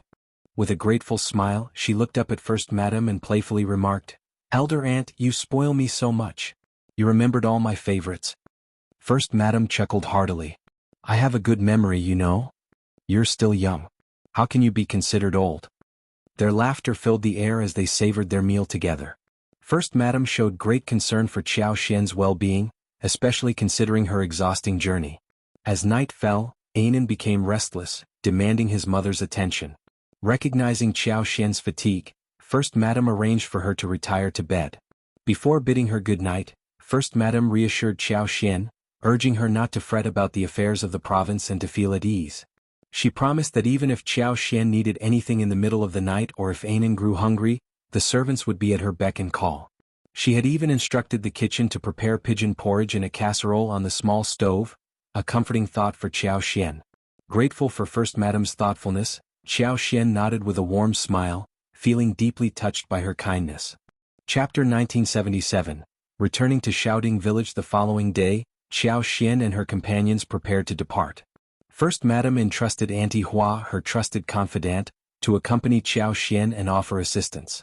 Auntie Hua was a pillar of strength, possessing a wealth of experience and a calm, meticulous demeanor. With her by Qiao Xian's side, everything would proceed smoothly. As Tao Tao's wedding approached, guests from the Yuezhing family would soon arrive to extend their congratulations. First Madam informed Qiao Xian that she intended to join them a few days in advance. Expressing her gratitude, Qiao Xian smiled and thanked First Madam sincerely. Taking Qiao Xian's hands in hers, First Madam returned the smile and spoke warmly, "No need for such formality with me. It's because of your understanding that I feel comfortable offering my help. I'm just glad you don't see me as meddling." Indeed, few would welcome interference in such significant matters as marriage. It was a testament to the trust and camaraderie between them that First Madam felt comfortable lending Auntie Hua's assistance. Understanding First Madam's sentiment, Qiao Xian reassured her with a smile, "You're not an outsider to me and I appreciate your support. My mother-in-law will undoubtedly be grateful to you just as I am." First Madam nodded with a smile, then scooped Anan into her arms, gently pinching his cheeks and playing with him. She watched as mother and daughter climbed into the carriage, surrounded by the bustling crowd. After a day of travel, they finally arrived back in Shaoding Village by evening. Miss Fang had been eagerly anticipating their return every day, and her joy knew no bounds now that her dreams had come true. Tao Tao couldn't contain her excitement as she enveloped Xianxia in a tight embrace, laughing joyfully. Ms. Fang greeted Xianxia warmly, her eyes brimming with happiness as she inquired about Xiao Yunduan. Ainan's presence only added to her delight, and she couldn't help but smile. Xiao Dalong, Miss Su, Xiao Sanlang, Yang Xiaoni, and the others all shared in the jubilation. They surrounded Xianxia, exchanging greetings and well wishes. Even Chunyu and the seasoned servants couldn't contain their happiness. Word had spread throughout the village that Xianxia had returned with her children. The sight of several carriages and a retinue of dozens of servants made quite the impression. It was a testament to the prosperity of their family. Indeed, as Xiao Lulang had suggested, An's province seemed to be a land of opportunity. If it were not so, Lord Xiao wouldn't have attained such wealth, and Madame Xiao's return wouldn't have been so grandiose. Suddenly, the first section of the Xiao family's courtyard was bustling with activity as many people gathered there. The yard became alive with chatter and laughter, everyone smiling and greeting Xianxia warmly. Ainan garnered particular attention, with everyone marveling at his adorable appearance and apparent intelligence. He was truly the pride of the Xiao family. After a while, Miss Fang and her daughter-in-law, seeing that Xianxia and her grandson were tired from the journey, suggested that they retire to rest. They bid farewell, promising to return the next morning, and one by one the guests departed. With the courtyard gate closed, tranquility finally returned to the house. The servants who had accompanied them were duly settled, and preparations for dinner were underway. A table was set in the main room, awaiting their arrival. Miss Su and Yang Xiaoni, along with the household staff, were busy in the kitchen. They prepared a feast fit for the occasion, including stewed chicken with mushrooms, braised duck, and steamed mandarin fish fresh from the backyard pond. Additionally, they prepared steamed sausages, stir-fried radishes and garlic shoots, scrambled eggs with scallions, sautéed wolfberry shoots, and stir-fried lettuce with garlic, filling the air with the aroma of garlic and fresh vegetables. Chapter 1978. Home life. Although they were all simple home-cooked dishes, their aroma filled the room, evoking a sense of warmth and closeness. Seeing the eager expression on Xianxia's face, Miss Fang couldn't help but smile. "You must be exhausted from the journey. Dig in, dear. These dishes are just like the ones you used to enjoy at home." Xianxia nodded enthusiastically. "Absolutely. I've been craving home-cooked meals for so long." Miss Fang chuckled. "There's nothing like home-cooked food, isn't it? I'll have your sister-in-law cook for you every day." Yang Xiaoni, entering with the last dish, chimed in. "Mother, fifth sister-in-law's cooking is truly exceptional. I've even asked her to cook for me. I'm just here to assist and enjoy the food. Just the thought of it makes my mouth water." Miss Fang scolded Yang Xiaoni jokingly. "Stop your chatter. Your fifth sister-in-law is the lady of the house. She shouldn't be cooking for you. We have plenty of servants here and you can't even order them around. Stop with this nonsense." Yang Xiaoni smiled sheepishly. "Oops, my mistake. Fifth sister-in-law, I apologize. Please don't be mad at me. I really didn't mean anything by it. Truly." Xianxia chuckled. "No need to worry, third sister-in-law. We're family after all." Then she turned to Miss Fang with a warm smile. "Mom, there's no need to be so formal with me. Cooking at home is a pleasure. I'd love to prepare a meal for you. Don't overexert yourself, dear. We're family, no need for formalities. Let's sit down and eat before the food gets cold." With everyone's agreement, they gathered around the table for dinner. The atmosphere was relaxed and familial, filled with lively conversation and familial warmth. It was a true homecoming experience. After dinner, Ainan sought comfort in Xianxia's arms again, prompting Miss Fang to express concern. She arranged for hot water for Xianxia and her son to wash up and encouraged them to rest for the night. The yard where Xianxia and Xiao Yunduan used to reside remained intact. It was secured when they were away, and it received monthly cleaning and maintenance. Anticipating Xianxia and her son's return, Miss Fang instructed Yang Xiaoni and Tao Tao to tidy up daily, ensuring the windows were open for ventilation and dust was wiped away. Pots of lively flowers adorned the yard, giving it a vibrant ambience despite their absence. Entering the yard with Ainan, the nanny, Lixia, and Liqiu, Xianxia found everything orderly, evoking a comforting warmth within her heart. Home was home because of this irreplaceable sense of belonging. The night passed sweetly and peacefully. The next morning, after Xianxia refreshed herself and exchanged greetings with Miss Fang and the others, she led Ainan, Lixia, Liqiu, and Tao Tao to the backyard to harvest fruits. The air was crisp, carrying a hint of morning chill, while the garden exuded life and freshness. The sight of lush greenery brought joy to their hearts. The fruit trees had noticeably flourished, their thick and tall trunks adorned with luxuriant branches and leaves. Chapter 1979. Warmth. At this time of year, peach blossoms and pear blossoms were on the verge of blooming. Some branches basked in the sunlight, showcasing their beautiful and delicate buds. Others had already sprouted, standing out amidst the evergreen fruit trees. The garden was adorned with various fruits. Peaches and oranges still hung from some trees, their soft white skin blushing pink as they ripened, emitting a sweet fragrance that filled the air. The plump, tangerine-like oranges were particularly eye-catching. Xianxia plucked one and handed it to Anan, who eagerly accepted it with both hands and began nibbling, her adorable frown eliciting laughter from everyone. Amidst the bounty were dragon fruits, papayas and pineapple honey, all ripe and ready for harvest. Xianxia filled her basket with the abundant produce. Tao Tao smiled, remarking on the garden's abundance. "We have so many fruits that we can't possibly finish them all in a year. We also have dates, crisp persimmons, grapefruits, mangoes, lemons and pineapple honey in the cellar. Additionally, there are chestnuts, walnuts, peaches, apricots, bayberries and persimmon cakes, all homemade. I'll give some to fifth sister-in-law later." Xianxia nodded with a smile. "Our garden truly is a treasure trove." She made a mental note to acquire some fruit saplings from Liuhe Manor upon her return. When she got back, she planned to add a variety of fruit trees to her garden. Although she wasn't sure how long her husband would remain in An's province, it seemed likely he wouldn't depart for the next 3 to 4 years. Besides, An's province was close to Jianghu, so even if her husband wasn't there, it wouldn't pose a problem. There was no harm in expanding their property holdings. For breakfast that morning they had steamed buns and porridge. The buns were small but packed with various fillings: dried plum vegetables, cured meat, radish pork, cabbage vermicelli with mutton, mushrooms, celery, pork, chives, eggs, shrimp and winter bamboo shoots.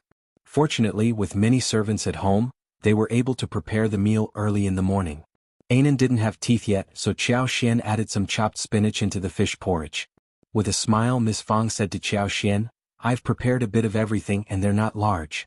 Try them all." Xianxia's face lit up. "Mom, I'll taste them all, I might need to go for round 3. Miss Fang chuckled at Xianxia's appetite. "I didn't plan much, just thought we have so many vegetables from our garden and plenty of meat at home, so why not make more fillings? I'll keep them warm and steam one for you whenever you're ready." Xianxia felt touched by her mother-in-law's thoughtfulness and nodded appreciatively. In truth, which family would prepare such a variety of fillings? 2 or 3 options were already considered generous. It wasn't like they were making them for sale at a shop. Miss Fang had gone to the trouble of preparing so many dishes just for their enjoyment. After breakfast, Miss Fang, along with Xianxia and Anan bearing gifts, went to visit the patriarch, the land officer and several elders. Their family was here, and it was necessary to build a good relationship with the villagers. Miss Fang and the others were still living in the village, and the second section of the family and the third section of the family were in a mess, so they might get into trouble from time to time. At this juncture, the villagers' attitudes held significant weight. Their disposition hinged upon the patriarch, the land officer, and the elders. These figures held authority, and no one dared to voice dissent against their judgments. For Xianxia to navigate his career smoothly, he needed to uphold a sterling reputation. Any dissent from the second and third sections of the family had to be quashed within the village. Chapter 1980. Visit. It took them 2 days to complete their visits and conversations. Xiaoxian's demeanor was gentle, devoid of the airs typically associated with an official's wife. However, perhaps due to her years in such a position and her altered attire from home, she exuded a dignified and reserved aura, commanding respect and dissuading any rudeness.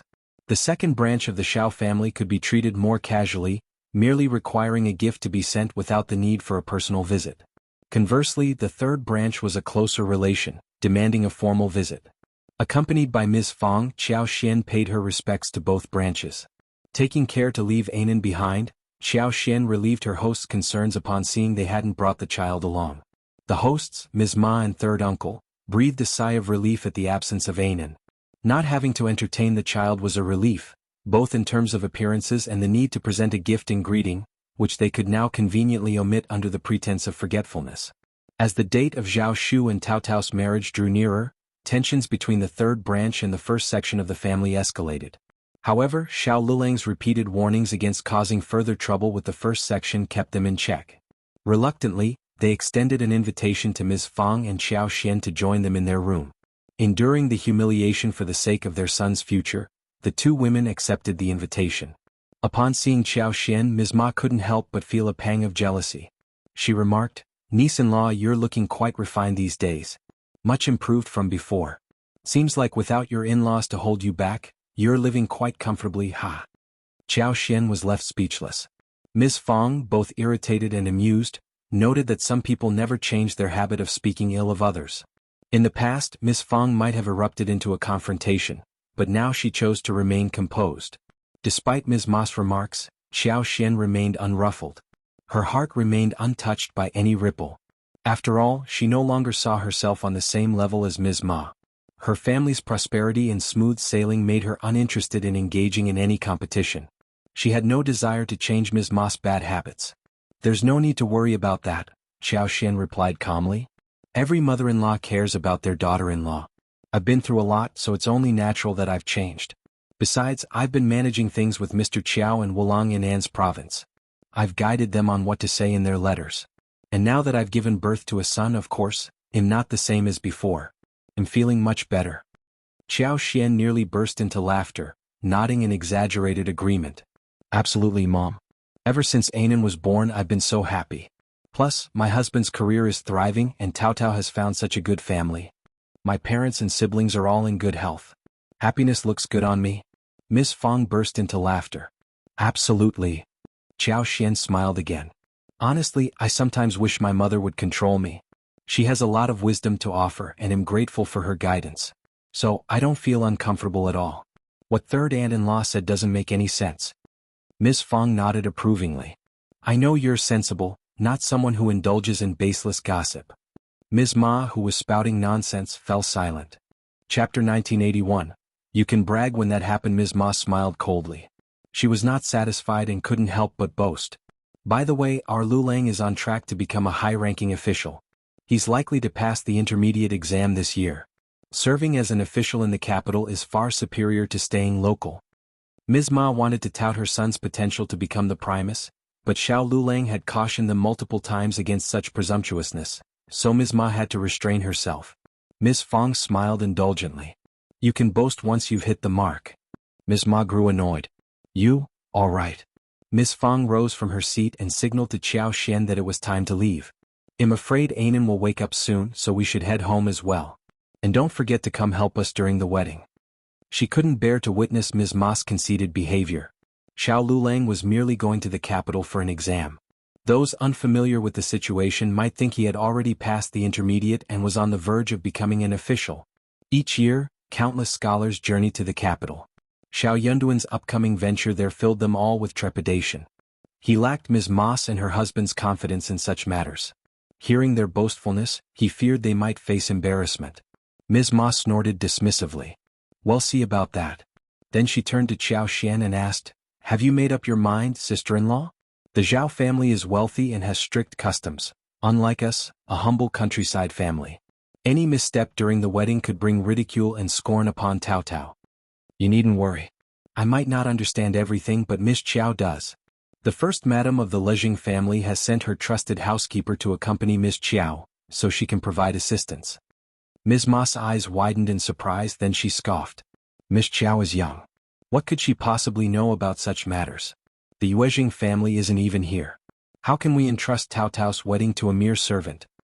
Xianxia couldn't contain her frustration any longer. "Third aunt-in-law, you're mistaken. Auntie Hua, who serves elder aunt, is her right-hand woman and is incredibly knowledgeable. She's no ordinary servant. Her family owns hundreds of acres of land. With her guidance, Tao Tao's marriage will be secure. And if anyone dares to interfere behind her back, I won't stand for it." Ms. Fang grew irritated by Ms. Ma's remarks and retorted sharply, "Auntie Hua is merely offering her assistance. What's wrong with that? Do you think I can't trust the housekeeper appointed by the first madam of the Yuejing family and instead rely on a landowner's wife? Tao Tao's affairs won't be meddled with by an outsider."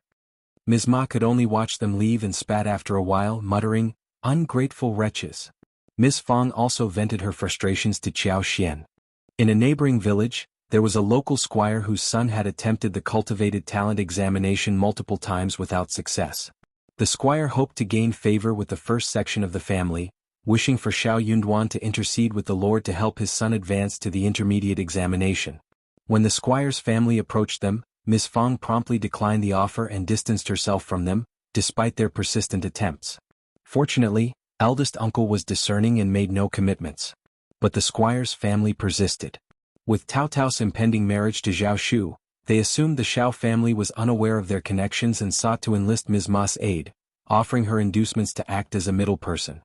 Chapter 1982. She distrusted Ms. Ma. Contemplating the situation, Ms. Ma saw an opportunity to leverage Tao Tao's family affairs to garner a significant favor from the first section of the family.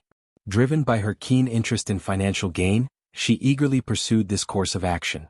For Tao Tao's benefit and the benefit of the first section of the family, she persistently urged eldest uncle and Ms. Fang to discuss the matter repeatedly. Eldest uncle, swayed by her persuasion, was deceived by her apparent goodwill. With his impending marriage into the Zhao family looming over him, he harbored insecurities about facing them during the bride retrieval ceremony. He feared making a spectacle of himself and bringing disgrace upon his daughter. In comparison, the country squire seemed more knowledgeable and willing to assist. Wasn't it advantageous for him to lend a hand? However, Ms. Fang remained resolute in her refusal. She harbored deep skepticism about Ms. Ma's intentions. Despite feeling somewhat apprehensive about the situation, she found solace in the fact that Xiao Xian would soon return. While she may not fully comprehend the intricacies of the situation, Xiao Xian possessed the insight to navigate it effectively. As long as they avoided embarrassing themselves and managed the situation competently, they would weather the storm just fine. Ms. Fang hadn't anticipated Xiao Xian's early return, accompanied by the experienced Auntie Hua, which brought her immense relief knowing that Ms. Ma wouldn't meddle in the affairs. Impressed by Xiao Xian's thoughtful planning, Ms. Fang couldn't help but express her admiration. With Auntie Hua's guidance, both mother-in-law and daughter-in-law found themselves more at ease, simply following her lead. Auntie Hua initially worried about overstepping her boundaries, but soon realized she needn't fret. Grateful for her assistance, Ms. Fang and Xiao Xian wholeheartedly welcomed her involvement. Given the Xiao family's wealth, arrangements were swiftly and smoothly executed, leaving everyone content. Recognizing the lack of necessity, Xiao Xian abandoned the notion of visiting the second section of the family, knowing it wouldn't affect the etiquette.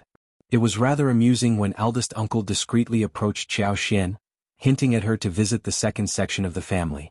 Xiao Xian couldn't help but chuckle at the situation. Instead of directly responding to eldest uncle's suggestion, she feigned confusion and tactfully brushed off his insinuations, not giving him the opportunity for a private conversation. However, Xiao Xian had a close bond with Ms. Yan and Mei Qing, so she extended an invitation for them to dine at her home. Delighted by the invitation, both Ms. Yan and Mei Qing eagerly accepted. Their sons, who were slightly older than Anan, accompanied them. Xiao Xian arranged for the boys to play together with Anan, much to the excitement of all three children. The Yan family's bean products business flourished once again, with stable production and increased sales, thanks to the support from the Yuezheng family. They had become quite renowned in Heshan County. Ms. Yan was very grateful to Xiao Xian. Xiao Xian felt a sense of satisfaction knowing she had made the right decisions in the past. Despite the widespread adoption of cooking methods like rotten bamboo oilskin, 1,000 pieces and dried incense, the Yan family's specialty in tofu remained unparalleled. Their bean products boasted the best taste and the most authentic fragrance, making them a leader in the industry. While expanding their operations was challenging, they still managed to firmly secure about a third of the market share, ensuring a prosperous life for the Yan family. The success of the Yan family also brought benefits to the second section of the Xiao family. Xiao Xian took the opportunity to inspect all their properties and utilized her skills to enhance their growth. From flower fields to tea houses, orchards to medicinal herb gardens, each sector thrived under her management. Their businesses expanded and their families flourished thanks to her efforts. Chapter 1983. The Zhao family arrived in the villages and neighboring areas. Numerous individuals cultivated herb and flower fields. The initial segment of the Xiao family purchased these crops based on their quality, processing and selling the flowers after handling the herbs. Due to the extensive business of the Xiao family, they needed to employ workers year-round for tasks such as soil cultivation, weeding, harvesting, and other responsibilities. Whenever they ventured outdoors, Xiao Xian would bring Anan along. With the warming weather and Anan's agility, she could easily accompany them. The youngster reveled in the outings, displaying boundless joy and curiosity. Near the pond in the Zhang family village, they encountered a school of fish swimming gracefully. Their excitement almost led to an accidental plunge into the water, startling their caregiver and companions. Xiao Xian reminisced about the flavors of spring bamboo shoots, wild greens, mushrooms and other delicacies. Joining Tao Tao Yang Xiaoni and Xiao Sanlang, she ventured into the mountains for hunting expeditions. Despite Qi's absence, Sun Bai and the others' archery prowess was evident. Coupled with Xiao Xian's remarkable abilities, they successfully hunted abundant prey. Fresh wild mutton, venison, pheasant and wild rabbit, whether stir-fried, stewed or barbecued, remained delightfully flavorful. Following that, their schedule became increasingly hectic. Tao Tao's marriage into the Zhao family demanded utmost attention. By the end of February, Zhao Shu rendezvoused with his relatives on their journey. More than 20 individuals encompassing cousins, uncles, aunts, nephews and servants, eventually reached Heshan County. Accommodating such a large group in Zhao Shu's courtyard proved impractical. Consequently, only a select few elders were invited to stay, while accommodations were arranged at the county inn for the rest. What irked Zhao Shu the most was the unexpected arrival of his half-brothers, Zhao Di and Zhao Yi. Upon sighting them, Zhao Shu's expression darkened noticeably. Zhao Yi remained composed, concealing his emotions in Zhao Shu's presence. However, when Zhao Di observed Zhao Shu's evident fury, he couldn't resist mocking him sarcastically. Zhao Shu, refusing to tolerate the disrespect, promptly considered dismissing him. It was ludicrous how Zhao Di, in his rage, attempted to assume the role of an elder brother, brazenly admonishing Zhao Shu.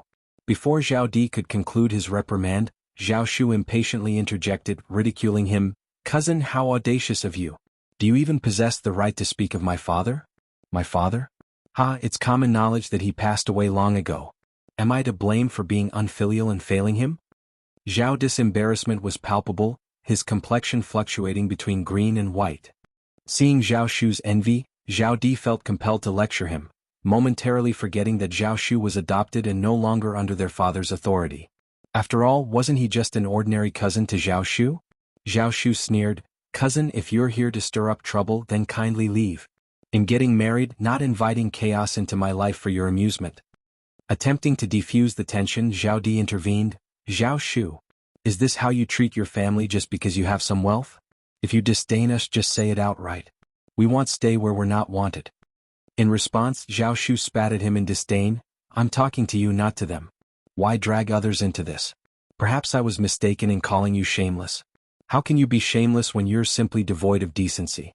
I treat my family with far more respect than you ever have. Have you ever looked out for our family's interests? They'll be frank with you.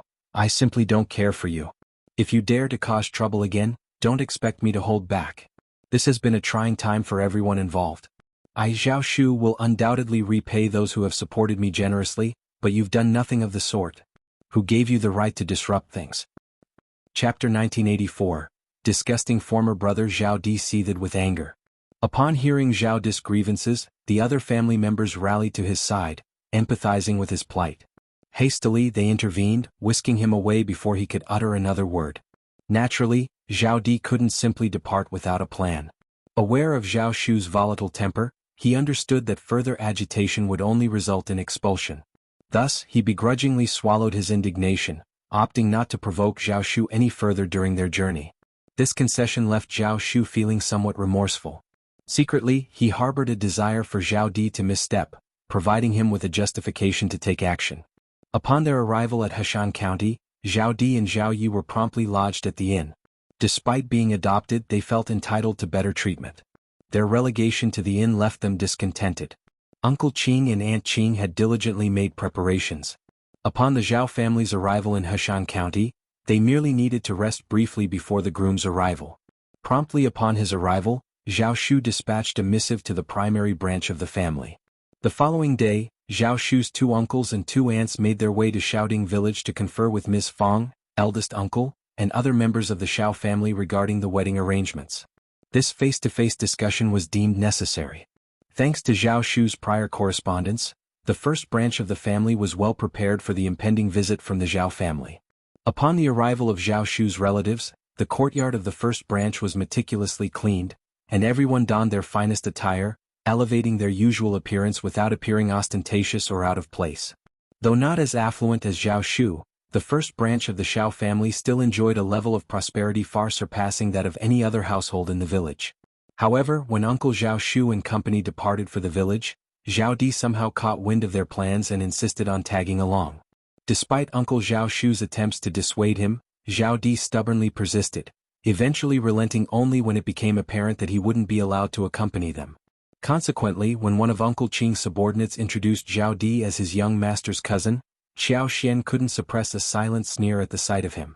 Zhao Di was unfamiliar with Xiao Xian just as she was with him.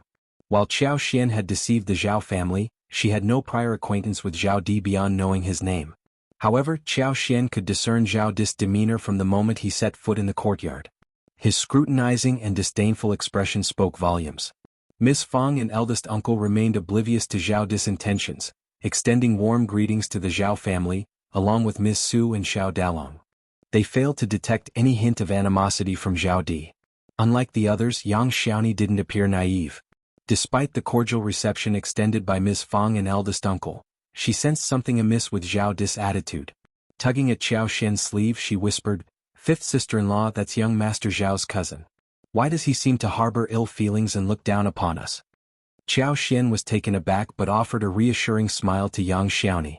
"I believe you, Yang Xiaoni, am not doubting your observations."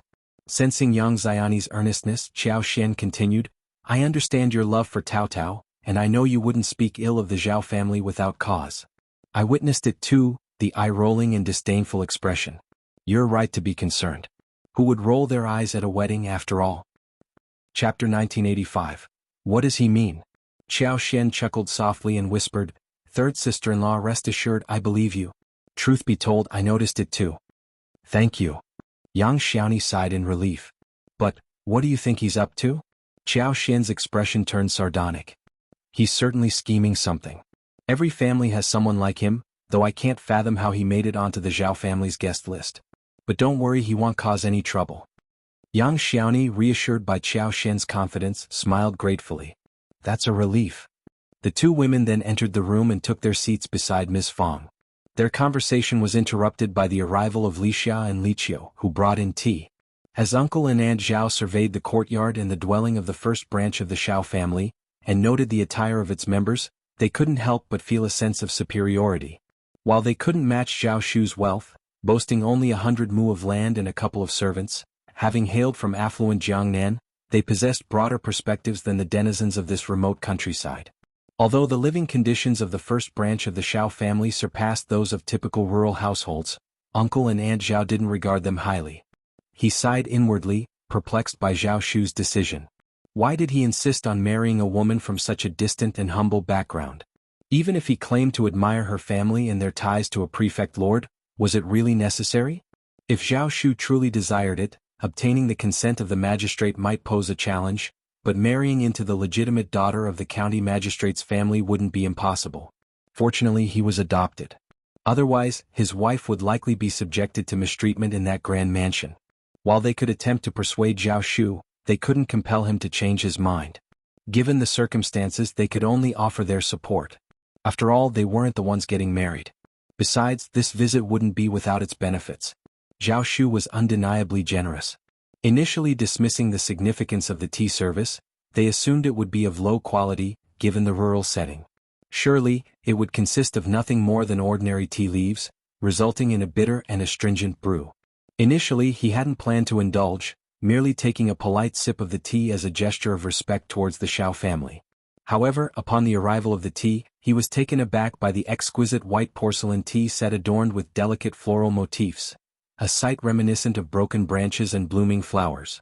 The porcelain was pristine and smooth as snow. Within the teacup, a faint purple hue danced, the liquid crystal clear, exuding a rich tea fragrance tinged with the delightful essence of roses. Upon closer inspection, a subtle medicinal aroma wafted from the brew, inducing a sense of relaxation and joy. The harmonious unity of the tea set's design only added to its aesthetic appeal. Moreover, the tantalizing aroma of the tea proved irresistible, prompting him to take another sip to fully savor its flavor. The tea was invigorating, leaving a refreshing sensation and a feeling of renewed energy. With each sip, the fragrance grew more pure and delightful, eliciting silent praise. Never had he anticipated encountering such exceptional tea in the countryside. Zhao Shu and his uncles had never experienced this tea before, while Zhao Di, having been affluent previously, had sampled it on occasion. Merely from the aroma and hue of the tea, Zhao Di could surmise its identity. Yet he found it difficult to believe. It wasn't until he tasted it that his suspicions were confirmed. I never imagined I'd encounter supreme-grade purple fragrance here today. This tea fetches a hefty sum of 30 taels of silver in Jiangnan. It seems Zhao Shu truly holds the Yu family in high esteem. Haha. The revelation left Zhao Shu and his uncles stunned. Supreme-grade purple fragrance? Could it truly be the renowned purple fragrance they were familiar with? Chapter 1986. Dumbfounded upon hearing Zhao Di's confirmation, it became undeniable. Not only was it purple fragrance, but it was also of the highest quality, supreme-grade purple fragrance. Valued at 30 taels of silver per tael, equivalent to an astonishing 300 taels of silver per catty. It was worth noting that the tea they typically consumed at home cost only a little over 10 taels of silver per catty. Even then, they weren't particularly keen on splurging. More often than not, they settled for tea leaves priced at 5 to 6 taels of silver per catty, indulging in finer varieties on rare occasions. Zhao Shu's willingness to offer such luxury was remarkable. He had never shown such filial piety before. The Xiao family must be exceptionally fortunate. For a moment, a sense of unease settled upon them. Ms. Fang interjected, surprised by the revelation. We cultivate these tea leaves ourselves, it's not because of Shu. Qiao Xian with a knowing smile replied, Mom, they're guests. They're not aware of our affairs. Turning towards the Zhao family, she continued, we operate a sizable tea house spanning nearly 2,000 mu, cultivating both golden sprout and purple fragrance varieties. We reserve the finest tea leaves for our own family each year, and as our esteemed guests, it's only fitting that we serve you the best. Zhao Shu and his uncles were left speechless. Zhao Di's smile appeared strained, his skepticism evident. He forced a smile and remarked, your family's tea house exclusively cultivates these two tea varieties? They're quite rare. Tea seedlings aren't readily available. Could it be that you've been misled? Xiao Xian chuckled softly. Every year, reputable businessmen from Yuzhang province come to purchase our tea leaves. Golden sprout typically fetches around 40 taels of silver per catty, while purple fragrance goes for about 100 taels of silver per catty. Embarrassment washed over Zhao Di, rendering him speechless. He managed to force another smile and conceded, well, in that case you truly are fortunate. Zhao Shu must have provided these tea seedlings for your family, right? He's been quite generous to the Yu family, ha. Qiao Xian, wearing a puzzled expression, responded, why would you assume that? Our tea house was established before we met Zhao Shu. Zhao Di felt deflated. Unable to contain his curiosity, he inquired, where did you obtain the tea seedlings then? With a gentle smile, Qiao Xian replied, it's a rather lengthy tale. My husband procured a batch of tea seeds from a merchant, and we nurtured them ourselves. We didn't have high expectations, but all the tea seeds sprouted beautifully. My husband and sister-in-law are incredibly fortunate. They make an excellent match for young Master Zhao. Everyone laughed. Ms. Fang's delight was palpable, her smile radiant as she exchanged a meaningful glance with Qiao Xian. Unable to refute Ms. Fang's words, the uncles of the Zhao family joined in with compliments for Tao Tao, their smiles masking any lingering discomfort. Feeling slighted, Zhao Di couldn't comprehend how this discussion related to Zhao Shu's fiancée. Why was she receiving praise? Well, your family certainly seems fortunate. With your wealth, why haven't you purchased a home in the city and relocated? Living in a village can be quite inconvenient. Ms. Fang's expression soured at the suggestion. There are benefits to rural life as well. The villagers here are incredibly welcoming. This village is the foundation of our Xiao family. How could we simply uproot ourselves? Even if we're not lacking in funds, we mustn't forget our roots. Qiao Xian chimed in, my mother speaks the truth. However, we do own properties in the county and the province. We can comfortably reside here whenever necessary. Zhao Di found himself at a loss for words. Chapter 1987. Things are no longer the same. The uncle of the Zhao family shot Zhao Di a warning glance, then swiftly changed the subject, steering the conversation towards the upcoming wedding day. Despite refraining from vocalizing it, Zhao Di couldn't help but feel a pang of envy. The Xiao family seemed to possess a veritable treasure trove, abounding with tea mountains, gold mines, and a son who had risen to prominence as a primus. Moreover, the members of this family didn't appear to be ignorant or simple-minded. It became clear why Zhao Shu was adamant about marrying into this family. They had gathered to celebrate a joyous occasion, not to indulge in mockery directed at Zhao Di. If he persisted in making unwarranted remarks, he risked offending the Xiao family and incurring Zhao Shu's wrath. Even if Qiao Xian chose to overlook his behavior, Zhao Di couldn't expect leniency or favor in the future. While others might underestimate the Xiao family, Qiao Xian, being an official's wife, possessed keen discernment. Despite Zhao Di's thinly veiled sarcasm, he couldn't outsmart her. Action needed to be taken. Though seething with anger and resentment, Zhao Di dared not defy the elders of his clan. He could only clench his jaw in frustration and keep his thoughts to himself. The circumstances had changed drastically. Their family had fallen from grace, relegated to a small town far from Yangzhou. They now had to eke out a living tending to meager farmland and a handful of struggling shops. Who cared about these pretentious elites and highbrow individuals in the clan anymore? Now they were all scrambling to ingratiate themselves with that despicable Zhao Shu. Even the impoverished peasants of the Xiao family were shamelessly trying to win their favor. Once again Zhao Di harbored resentment towards his father. Why did he ever agree to let Zhao Shu be adopted? Why did he consent? If not for that decision, Zhao Shu wouldn't hold such sway today. With Zhao Di refraining from stirring up trouble, the two families conversed amiably. Auntie Hua offered guidance, while Qiao Xian facilitated the discussion. Everything proceeded smoothly, and the Zhao family was thoroughly impressed by the Xiao family's thorough preparation. With the plans settled, there was little cause for concern. All they had to do now was await the wedding day. After the discussion, Miss Fang and eldest uncle extended an invitation for lunch, which the Zhao family graciously accepted. Miss Fang promptly arranged a room for their guests to rest in and instructed Miss Su to escort them there to relax. She assured them she would summon them when lunch was ready. Following the lengthy deliberation, the Zhao family grew weary. They expressed their satisfaction with Miss Fang's considerate arrangements and conveyed their gratitude with warm smiles.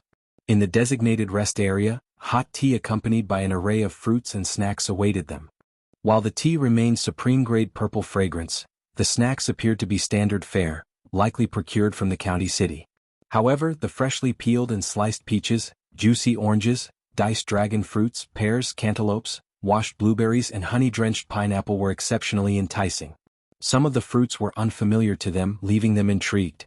Learning that these fruits hailed from the Xiao family's orchard only heightened their admiration and stirred their emotions further. Upon sampling the fruits, they were met with a burst of fragrance, freshness and sweetness. Impressed, they showered the offerings with praise, acknowledging their exceptional quality and refraining from underestimating them in any way. What the Xiao family possessed, they lacked, leaving no room for disdain. Lunch was served with separate seating arrangements for men and women, each group seated in the dining hall and the flower hall respectively. Despite the segregation, the meal consisted of identical fare, 12 dishes and a soup. Chapter 1988. He has no good intentions. Aware of their guests' origins from Jiangnan, Xiao Xian instructed the preparation of light dishes for lunch. The spread included steamed mandarin fish, tea-flavored shrimp, white-cut chicken, white meat with garlic paste, and sea cucumber with scallions, among others. As they were about to commence the meal, Zhao Di was conspicuously absent. He had purportedly gone for a stroll in the village, prompting Xiao Dalong and Xiao Sanlang to retrieve him for dinner. Upon locating Zhao Di, Xiao Sanlang found him engaged in conversation with fifth Grandma Ding, who appeared animated and pointedly addressing him. Aware of the strained relationship between their families, Xiao Sanlang refrained from intervening, simply escorting Zhao Di back home. Throughout the journey, Zhao Di exhibited an air of smugness, as if he held something over Xiao Sanlang. He stole several furtive glances at him along the way. Upon reconvening for dinner, the Zhao family was taken aback by the sight of the sumptuous spread before them. However, reflecting on the Xiao family's extensive tea house, they surmised the source of the lavish meal. With a tea house boasting a vast supply of supreme-grade purple fragrance and golden sprout, it was only natural for the Xiao family to present a table laden with exquisite dishes. The unexpectedly delectable flavors further heightened the Zhao family's satisfaction. Following the meal, the Zhao family departed contentedly, both parties parting ways on amicable terms, eagerly anticipating the upcoming wedding. Before bidding farewell, the Xiao family graciously bestowed gifts upon the two aunts of the Zhao family, who received them with heartfelt gratitude. As for Zhao Di, he was not seen off as an elder, for he did not hold such a status. Miss Fang harbored no fondness for this particular young master of the Zhao family, finding him incessantly vexing and prone to causing trouble. Yet, she hesitated over the decision to exclude him. However, Xiao reassured her with a smile, urging her not to fret. The gift, traditionally given out of filial respect, held little significance if omitted by ordinary individuals. Xiao was keenly aware of the underlying motives. She was certain that Zhao Di hadn't been part of the planned visit. Rather, he had surreptitiously trailed them here. His intentions were far from noble. Given the circumstances, why should they tolerate his presence, let alone extend the courtesy of a gift? They wouldn't offer him so much as a single blade of grass. Trusting Xiaoxian's judgment implicitly, Miss Fang felt a wave of relief wash over her. Once inside the carriage, the two aunts of the Zhao family eagerly unpacked the gifts. Inside the larger box were 2 jars of tea leaves, one containing supreme-grade purple fragrance and the other golden sprout, each weighing approximately 500 grams. The smaller box contained 2 lipsticks. The 2 aunties were elated at the gifts. While lipsticks were available in Jiangnan, they were in high demand and carried a hefty price tag of 50 taels of silver each. Such luxury items were beyond their means, even with their modest income from the farm. Although they were no longer in their prime and couldn't make use of the lipsticks themselves, they knew their daughters would be thrilled to receive such coveted items. The uncles of the Zhao family shared in the joy, marveling at the quality of the tea. They couldn't help but admire the Xiao family's generosity. Observing their effusive praise for the Xiao family, Zhao Di seethed with jealousy and irritation. After all, the Xiao family hadn't presented him with a gift. Not that he cared about such trivialities, but he couldn't shake off the feeling of discontent over being excluded from the gesture. Zhao Di couldn't contain his frustration, muttering, "They're just country bumpkins. How dare they be so stingy? A mere teahouse with a few thousand mu of land? They're deliberately treating us differently. Even though I'm not destitute, they clearly don't take the Zhao family seriously." Chapter 1989. These bastards. The uncles and aunts of the Zhao family were jubilantly praising the Xiao family, envisioning future gatherings where they could entertain guests with the exquisite tea leaves. Thus, Zhao Di's disparaging remark, "I'm so poor I can only rely on these tea leaves," struck a discordant note. Uncle Zhao reprimanded him sternly. "Enough. If you persist in finding fault where there is none, I won't tolerate it if you embarrass yourself and bring ridicule upon the Zhao family." The aunt chimed in with a smile, "They made it clear that this gesture is to honor the elders and you're not one. You needn't see us off. Moreover, you had no business coming here today." With these words, they cast reproachful glances at Zhao Di. This troublemaker knew exactly what he was doing. Thankfully, he hadn't caused any major disturbances today. Otherwise, how would they answer to Zhao Shu? Firmly, she scolded Zhao Di and warned him sternly against repeating such behavior. If he failed to mend his ways, she'd be forced to discipline him herself.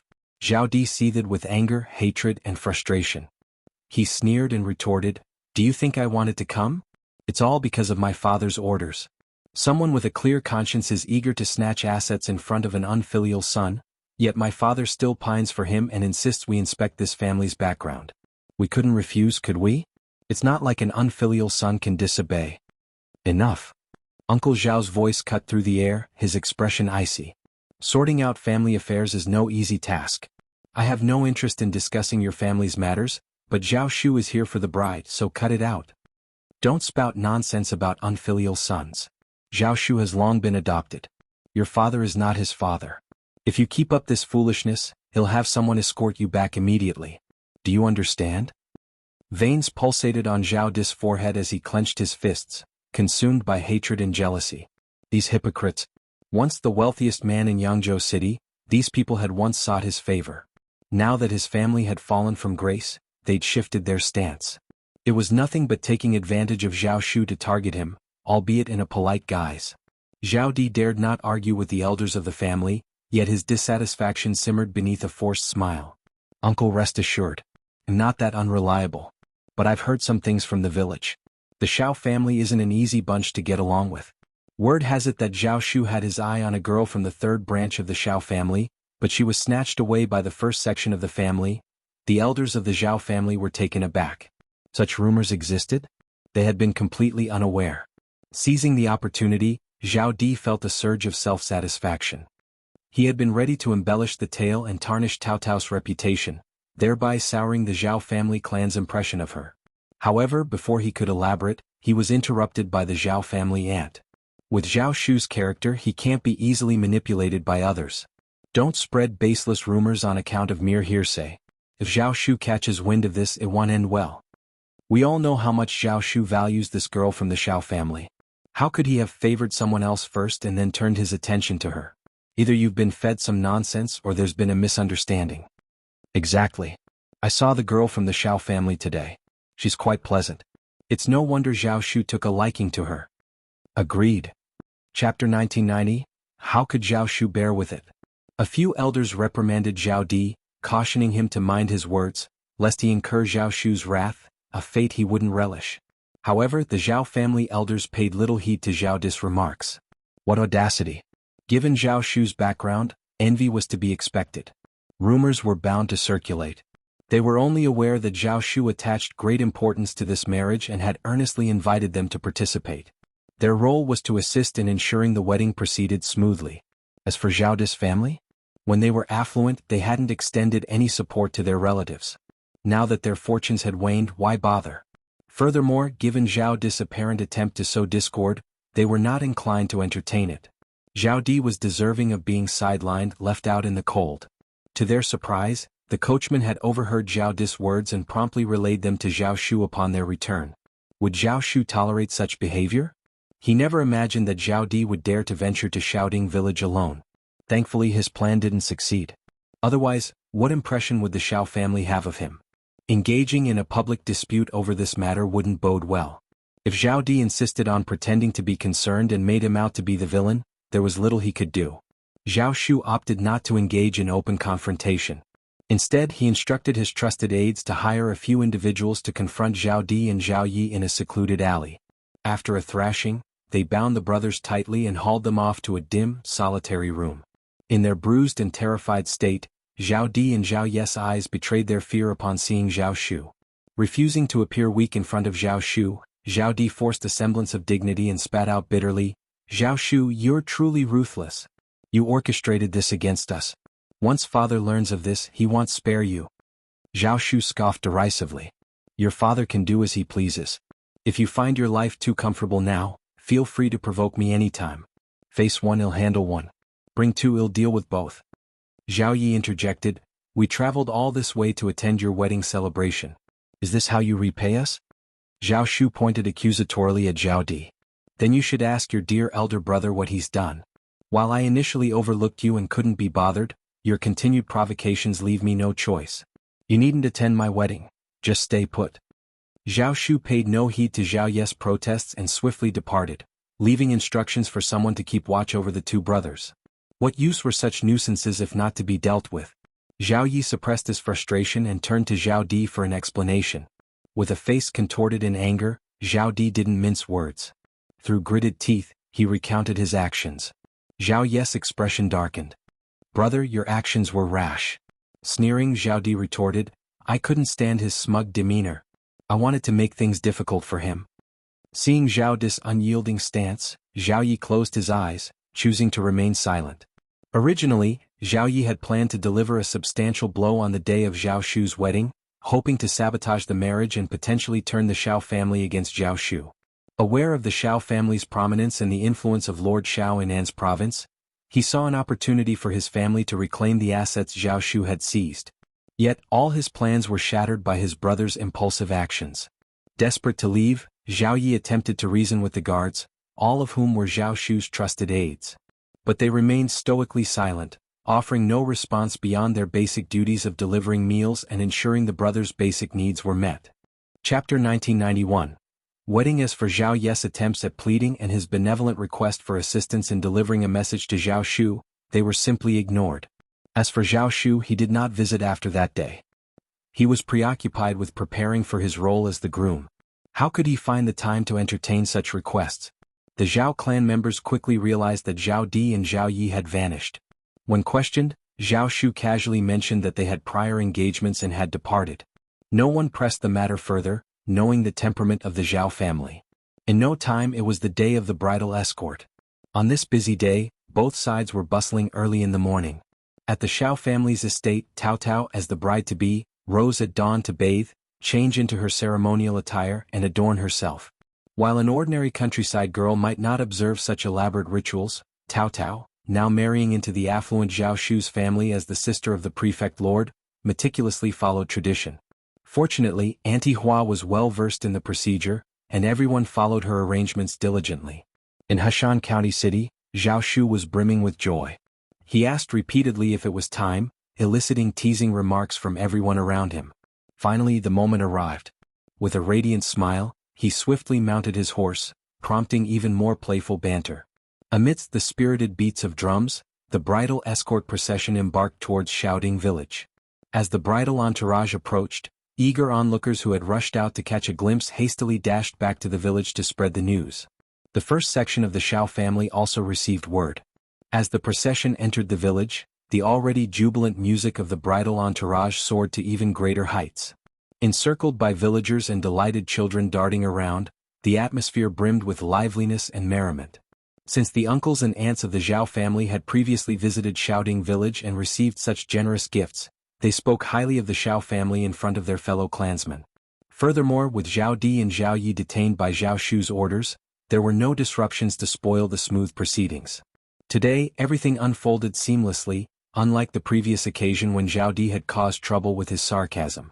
Symbolically blocking the door, Zhao Shu successfully entered the first section of the family's house. Amidst the laughter and well wishes, he finally approached his bride. As Tao Tao was veiled in red and carried onto the bridal sedan chair by Xiao Dalong, Zhao Shu's eyes remained fixed on her, his smile beaming with delight. With the bride's departure from the pavilion, the dowries followed in a grand procession, numbering a staggering 99. The villagers of Xiaoding as well as the Zhao clan members were left astounded and impressed. The wealth of the Xiao family was truly remarkable. Initially, there were skeptics among the villagers who doubted the tales shared by the visiting uncles and aunties from the Zhao family. However, witnessing the extravagant display of wealth firsthand, they had no choice but to accept the truth. Even though a significant portion of the dowry comprised gifts bestowed by Zhao Shu, the Xiao family's generosity was unmistakable. Moreover, they had procured the rest of the dowry with their own resources. Accompanied by Ms. Fang's family, the bridal entourage was escorted to the village's entrance. As they watched the procession depart joyfully, Ms. Fang couldn't help but feel a mixture of emotions. Happiness and relief mingled with sadness and nostalgia. Tao Tao, her beloved daughter, was now a wife belonging to another family. Chapter 1992. Ms. Ma is getting more enthusiastic. Xiao Xian and Yang Xiaoni tactfully ignored mother-in-law's teary eyes, choosing instead to offer comforting words about Tao Tao's bright future. Their laughter helped ease the tension, and Miss Fang visibly relaxed. Realizing that crying on such a joyful occasion wouldn't be appropriate, Miss Fang regained her composure. She took solace in the fact that Tao Tao was marrying into a family where she wouldn't be mistreated. If Tao Tao ever wished to return, she could do so freely, maintaining contact with her birth family. With spirits lifted, Miss Fang invited everyone to return to the banquet. Despite initial reluctance from Ms. Ma and third uncle, they couldn't afford to snub the event. The thought of the first section of the family seizing the marriage left them feeling aggrieved. However, boycotting the celebration would only fuel rumors of discord within their own branch of the family. How could this be tolerated? The couple begrudgingly accepted their fate. Xiao Xiaoji remained absent throughout the entire affair. Ever since her unsettling encounter with Zhao Shu, she couldn't bear to dwell on thoughts of him. Though she still harbored a secret admiration, it was tainted with other, less savory emotions.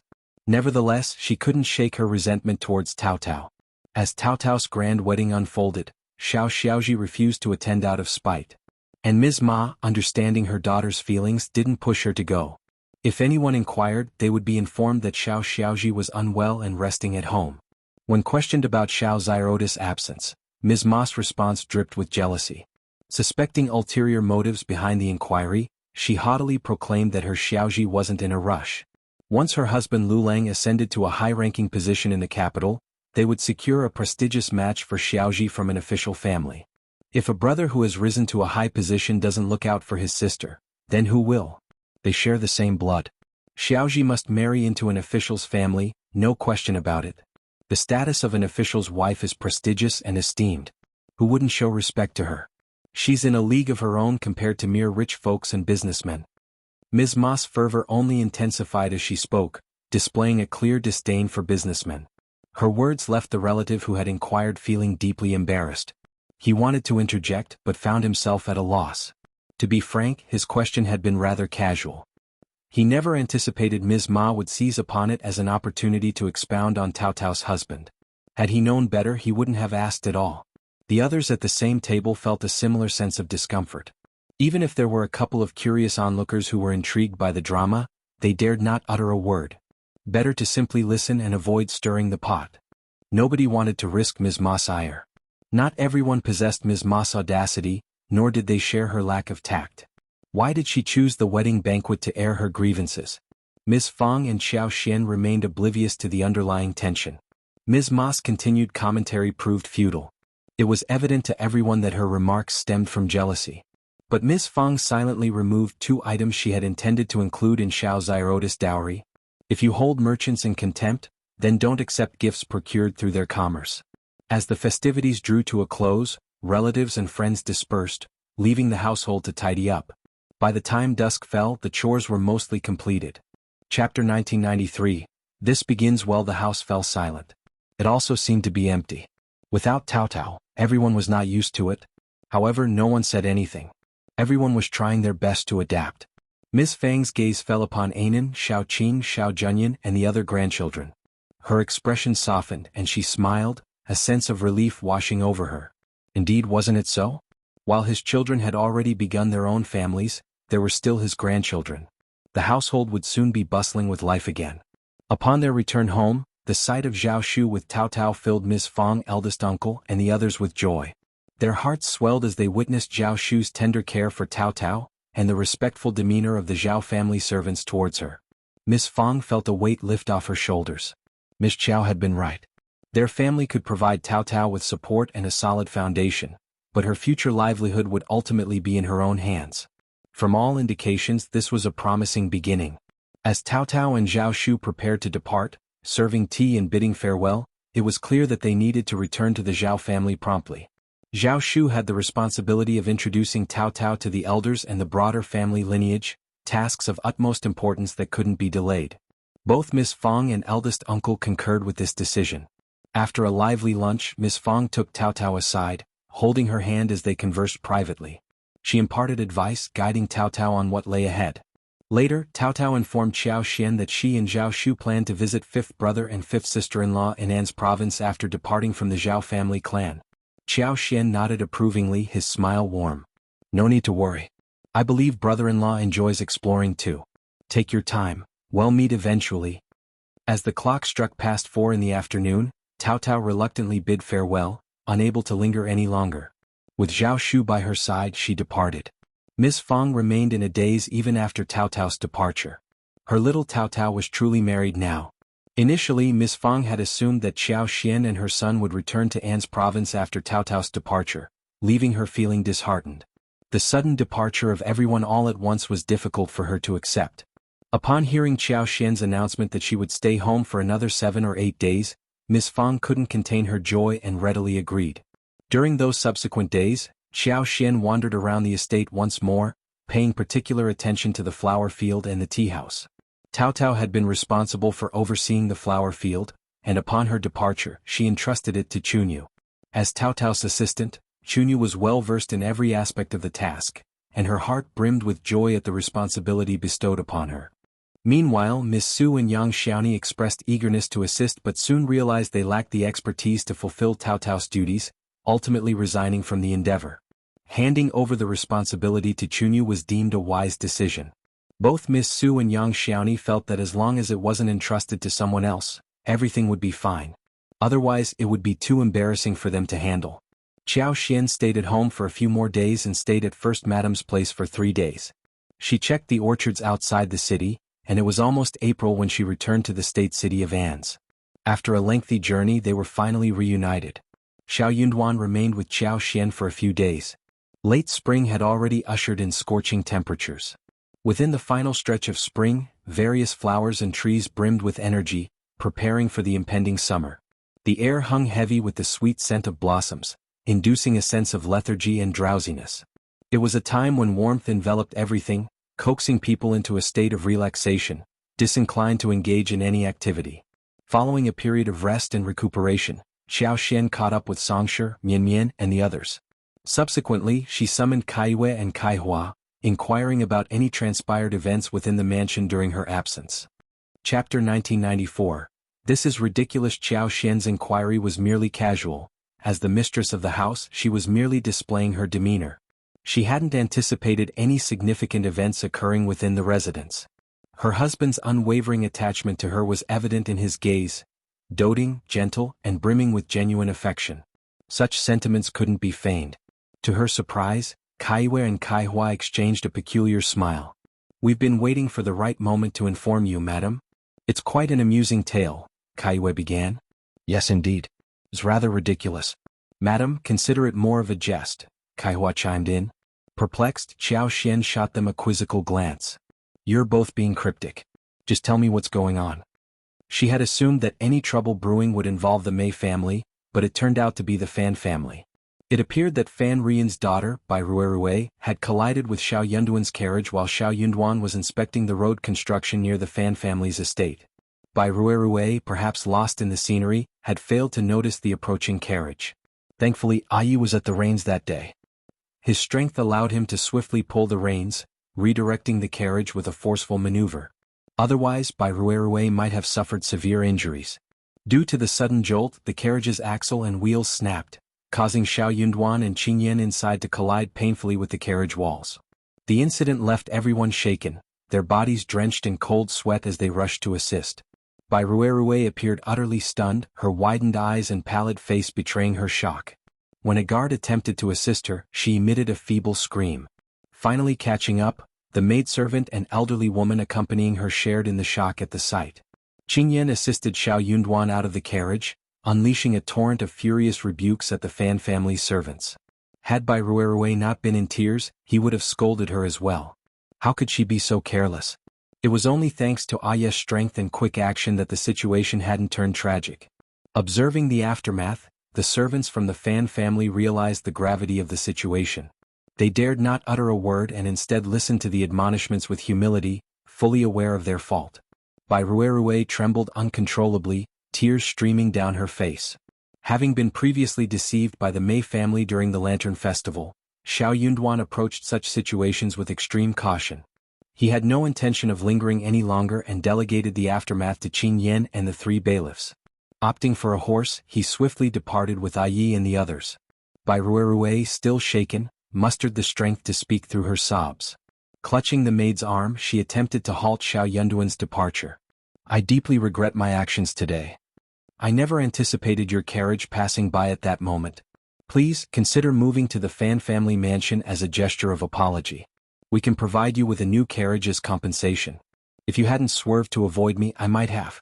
I haven't properly thanked you for saving my life." Xiao Yunduan cast her a cold glance before departing without uttering a word. Struggling to find her voice, Bai Ruerue hesitated, her words caught in her throat. Qin Yan regarded Bai Ruerue with disdain, a sneer curling his lips. "Let's hope this truly was an accident. But if someone is trying to orchestrate harm upon themselves, be warned, think twice. You might end up in a worse predicament." Bai Ruerue, her face buried in her hands, broke into fresh sobs. "Explain yourself," she demanded amidst her tears. Chapter 1995. Anger. Qin Yan let out an even louder snort before falling silent. How could he possibly clarify the situation? He already regretted his earlier words. Could he openly accuse Bai Ruerue of harboring ulterior motives, of attempting to seduce his lord? As the lord's personal attendant, his words carried weight. His previous mockery had stemmed from genuine anger. But if he were to repeat such accusations and Bai Ruerue caught wind of it, what chaos would ensue? It would irreparably tarnish her reputation. Yet, Qin Yan found himself baffled by Bai Ruerue's persistent pursuit. Could she truly harbor such intentions? Was she out of her mind? If that were the case, then it seemed she had come prepared. It was a situation beyond his control. With a decisive turn, Qin Yan distanced himself from Bai Ruerue, opting to ignore her entirely. Unable to chase after him or demand answers, Bai Ruerue was left with her regret, her sobs intensifying. She was truly terrified, utterly shaken. She had believed she had calculated the distance accurately, but the reality had proven far more perilous than she had anticipated. As she watched the hoof barely a foot from her head, poised to descend in the next moment, she was gripped by sheer terror. She thought she had crossed the line and was doomed. To her surprise, she emerged unscathed. In that moment she felt a pang of regret. Why hadn't she sustained any injuries? If she had been injured, Lord Xiao wouldn't have been able to depart. Qin Yan instructed one of the bailiffs to slowly escort the carriage back to the city while he accompanied two others to return by Ruerue to the Fan family mansion. He recounted the incident to ensure there would be no misunderstandings. Finally, he sternly reprimanded the Fan family. The young master and miss should consider assigning more guards when they venture out. If a similar incident were to occur again, luck might not be on their side.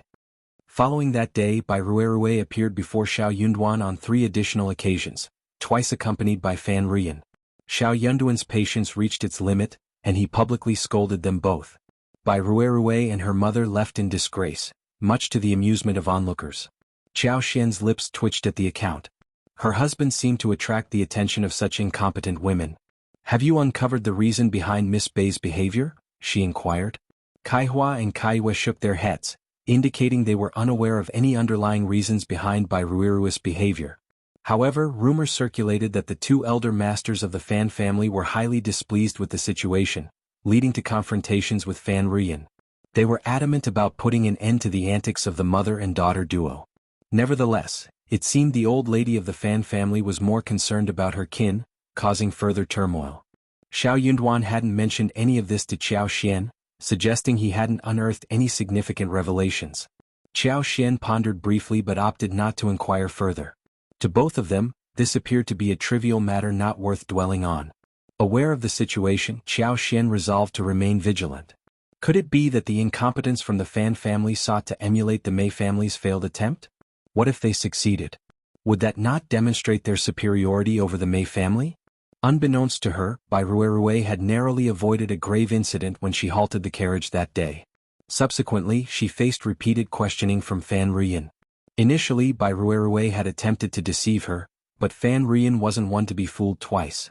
Bai Ruerue's attitude toward Qiao Xian had notably shifted during the previous home banquet, leaving Qiao Xian unsettled. And now, she narrowly escaped another collision with Prefect Xiao's carriage. An accident? Fan Rian dismissed the notion entirely. Chapter 1996. Dream Fan Rian staunchly refused to believe that her daughter would intentionally endanger herself by rushing out to stop the carriage. Her recent mood had soured considerably. Her relationship with her mother had deteriorated, leaving her feeling partly responsible for the decline of the Fan family. She was certain her mother held her accountable for their misfortunes. As for her brothers and sisters-in-law, they treated her as the scapegoat, eagerly wishing to cast her out. Even the servants within her courtyard bore the brunt of the household's turmoil. But she felt powerless to change the situation. At times she couldn't help but feel a sense of disappointment. She had been groomed to be the elder miss of the Fan family since childhood. Why should she be forced into marriage as an adult? Why couldn't she assert her rightful position as the miss of the Fan family? Who had the authority to look down upon her? While she could bear the scorn from others, there were moments when the injustice burned within her like a raging fire. Yet even her own flesh and blood daughter dared to deceive her. How could she tolerate such betrayal? Fan Rian was no fool, particularly in matters of sensitivity. This time, Bai Ruerue's attempts at deception fell flat. Pushed to her breaking point, she tearfully confessed the truth. However, the truth resembled more of a fabrication, stoking Fan Rian's wrath to new heights. Bai Ruerue's tears only intensified after being scolded for her honesty, her heart heavy with grievance. Witnessing her daughter's distress, Fan Rian wavered once more. Perhaps this time she should believe her daughter's account. After all, her anguish seemed genuine. However, the story seemed too fantastical to be true. Fan Rian consoled Bai Ruerue and delved further into the details. Eventually, she found herself inclined to believe her daughter's tale. Bai Ruerue confided in her mother, revealing that during a bout of high fever, she had entered a dreamlike state. In this dream she gleaned insights and knowledge. She became aware that Xiao Yunduan wasn't just an ordinary prefect. He was destined for greatness. The dream, with its vivid and surreal nature, left her shaken. Initially skeptical of such phenomena, Bai Ruerue found herself astounded when events unfolded in the following days, aligning with her dream. In light of this revelation, how could Bai Ruerue harbor any doubts? Moreover, considering Xiao Yunduan's remarkable achievements at such a young age and his promising future, it was plausible that he would encounter influential figures even in the remote region of An's province. With the impending closure of the village shop, Bai Ruerue couldn't bear to let the opportunity slip through her fingers. If the chance was within reach, why should she relinquish it? Regardless of the risks, getting close to Xiao Yunduan seemed like a gamble worth taking. Fan Rian and her daughter felt a surge of determination and fervor. Though her siblings-in-law now despised her, blaming her for the family's woes, Fan Rian harbored visions of a future where her daughter's success would elevate the Fan clan to new heights. If her daughter could bring glory to the family and support its prosperity, what recourse would her detractors have then? When the time came, she vowed to exact revenge for the humiliation they inflicted upon her.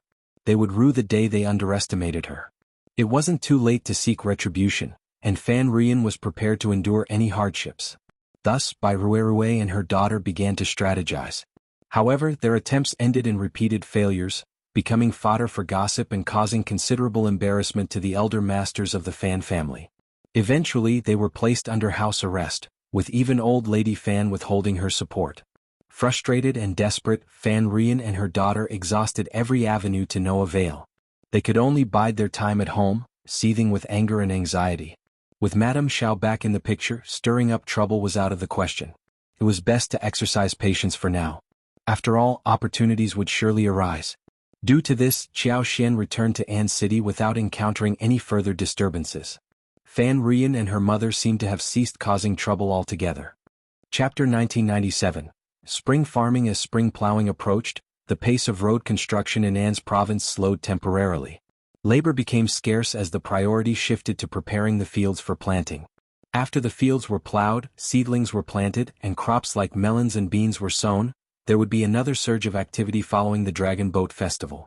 Funds were allocated, and road repairs focused on widening and reinforcing existing foundations. Though there were numerous twists and turns requiring alterations, the workload remained manageable.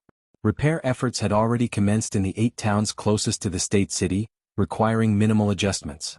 Barring any unforeseen tensions, the remaining 9 locations, including 100 Spirit Town and Gulwan Town, the furthest away, were slated for completion by August 15. Upon completion, the repaired road would significantly enhance travel convenience for commoners, reducing travel time and effort for ox carts and other modes of transportation. The populace lauded the prefect state's lord as a benevolent leader, dedicated to serving the people's needs. Meanwhile, the procurement of rice seeds for An's province followed the customary practices of the Great Qin Empire, overseen by government supervision. Local merchants collaborated to fulfill this task, though their profit margins remained slim due to low prices. Despite the minimal financial gain, these merchants participated out of obligation rather than expectation of profit. Despite the lack of profitability, those eligible still vied for the opportunity, eager to secure their share of the benefits. While the business trip itself may not yield substantial gains, it carried its own advantages. Firstly, it could foster a favorable relationship with the lord of the prefect. Secondly, the government might offer discounts or compensations elsewhere, ensuring it was not a loss overall. With potato planting season approaching, Xiao Xian instructed Xianxia and Lu Fu to remind others not to overlook this task. Many had indeed forgotten about planting potatoes until the reminder. Hastily, they retrieved the potato seeds stored in the corners of their cellars. The community held great respect and trust for Lord Xiao, recognizing his efforts in combating banditry and improving infrastructure. Given Madame Xiao's emphasis on the importance of potatoes, it was evident they held significant value and should be planted with care. Many families who did not buy potatoes to plant at that time even asked around to see if anyone could give them some. Xiao Xian couldn't contain her joy upon hearing the news. It was a tremendous relief. She was confident that An's province would yield a bountiful potato harvest this year. With the successful cultivation this year, future reminders would become unnecessary as the scale of potato cultivation naturally expanded. The versatility of potatoes made them invaluable. They could serve as both a staple food and a vegetable. It would be foolish not to plant them. Although An's province boasted abundant fields, potatoes were undeniably a game-changer. Qiao Xian and Xiao Yunduan had become prominent landowners in An's province, with ownership of 60,000 mu of fertile land, a significant holding. However, Qiao Xian entrusted the management of the planting to the housekeeper, showing little interest in the specifics. She merely visited occasionally to inspect new crops like peppers, star anise, and spices, applying her expertise to ensure optimal growth. With the spring plowing season underway and no major issues to attend to, Xianxia found herself with ample free time.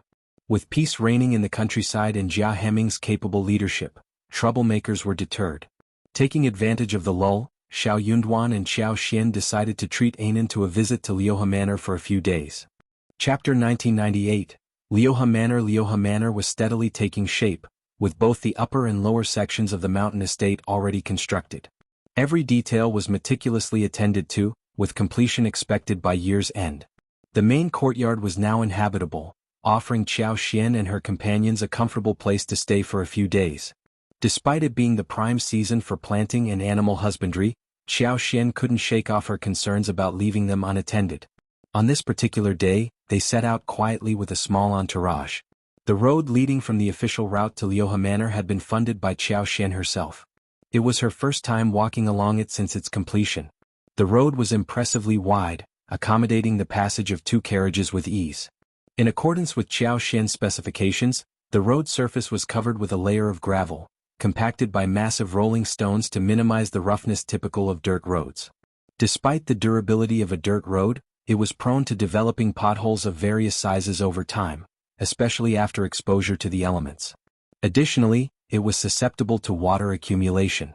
A gravel road offered superior resilience in these regards.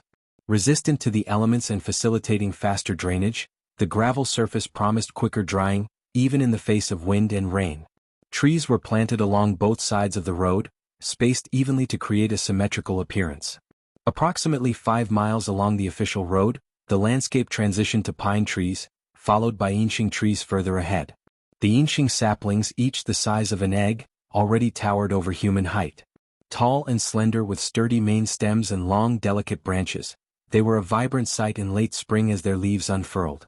Though still young, they exuded a vitality that promised eventual shade and shelter from the sun. Empowered by Xiaoxian's influence, these trees would grow at an accelerated rate, transforming the road significantly within just 2 years.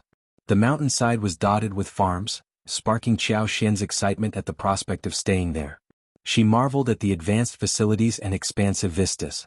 From her vantage point, she could admire the starry skies at night and revel in the misty mornings, basking in the beauty of the rugged wilderness.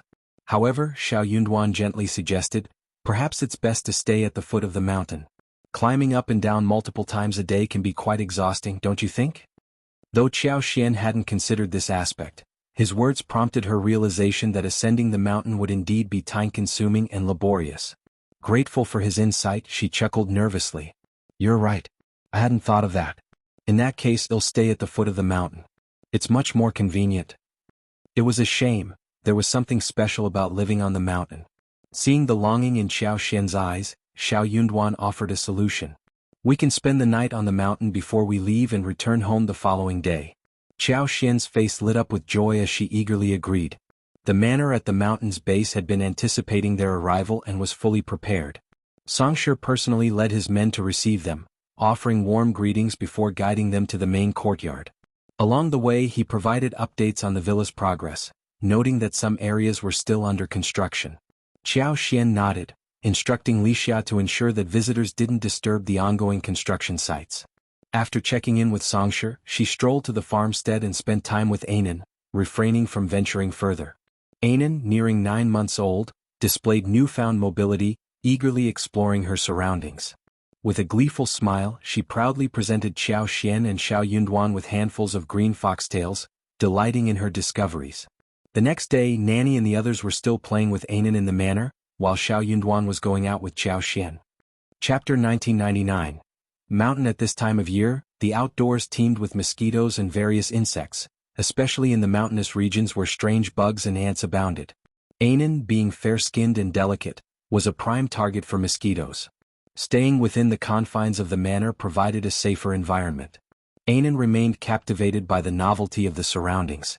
Spotting a pair of rabbits in the farmstead, she gleefully fed them vegetable leaves, her delight evident. Xiaoxian had purchased 100,000 mu of land in Liuhe Manor. However, developing such vast acreage required time and resources. Currently, they had successfully developed around 70,000 mu, but due to a labor shortage, their workforce had dwindled to just 40 individuals, down from a peak of 300. Considering the challenges posed by the mountainous terrain, mosquitoes, snakes, ants and rampant wild grass, Xiaoxian and Xiao Yunduan decided to halt further exploration for the time being and wait for autumn and winter. Xiao Yunduan agreed, noting, "Indeed. The mountains are overrun with mosquitoes, snakes and ants, while the vegetation grows unchecked. It's not conducive for exploration. Well, wait it out." The risk of encountering hazards outweighed the benefits, potentially causing significant disruption if any mishaps were to occur. Given their statuses as the prefect and the prefect's wife, Xiao Xian addressed Xianxia decisively, "If that's what Lord Xiao wishes, then let it be so. Inform the workers to depart tomorrow. Make sure to remember their names, and when we hire more labor in late autumn, prioritize rehiring them." Xianxia readily acquiesced, offering a smile as he pledged to convey the instructions to the workers personally. He had been tasked with the hiring process by Xiao Xian herself. Having overseen numerous hirings in the past, Xianxia understood the intricacies involved. Wages, daily meal allowances, medical supplies, tools for cultivating the wasteland, each aspect required meticulous handling to prevent any mismanagement. While it might have been tempting for others to exploit such opportunities for personal gain, Xianxia remained steadfast in his integrity. Xiao Xian and Xiao Yunduan trusted his character, and he was wise enough not to jeopardize his position with any imprudent actions. However, the same could not necessarily be said for all junior managers. Xianxia recognized the potential for misconduct and ensured that strict oversight was maintained to prevent any mishaps. The cultivated wasteland had been sown with a variety of herbs, including false starworts, Gastrodia alata, King Solomon's seal, crowdipper, pseudo-ginseng and angelica as per Xiao Xian's directives. At this moment, the medicinal herbs had all reached maturity, easily recognizable with a single glance. However, the growth of the small seedlings was uneven, a common occurrence in cultivation. Xiao Xian diligently applied her wood power every time she inspected the area, a practice she continued today. A significant portion of the land had been enclosed on the side of the call, as well as the opposite kernel. Additionally, 2 plots of land in another nearby forest had also been enclosed. Within these enclosures, tall and spacious wooden sheds and houses had been constructed, surrounded by a flat expanse of land adorned with lush grass, plentiful bushes and several towering trees. Massive rocks adorned with various vines added to the natural beauty of the surroundings. Observing from a distance, Xiao Xian and Xiao Yunduan admired the scene. Throughout the area, chicken farms dotted the landscape.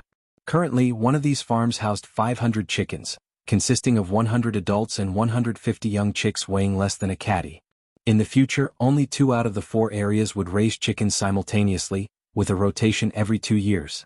If you find any errors, ads pop up, ads redirect, broken links, non-standard content, etc., please let us know reports so we can fix it as soon as possible. Chapter 2000.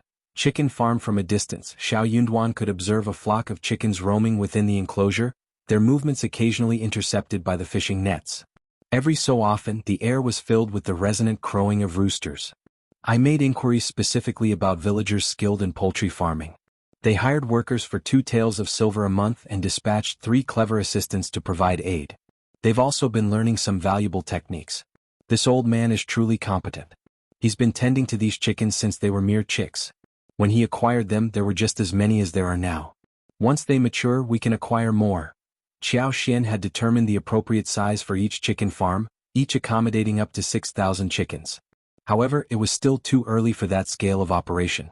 Additionally, several mu of land remained at the base of the chicken farms, designated for cultivating vegetables to feed the poultry.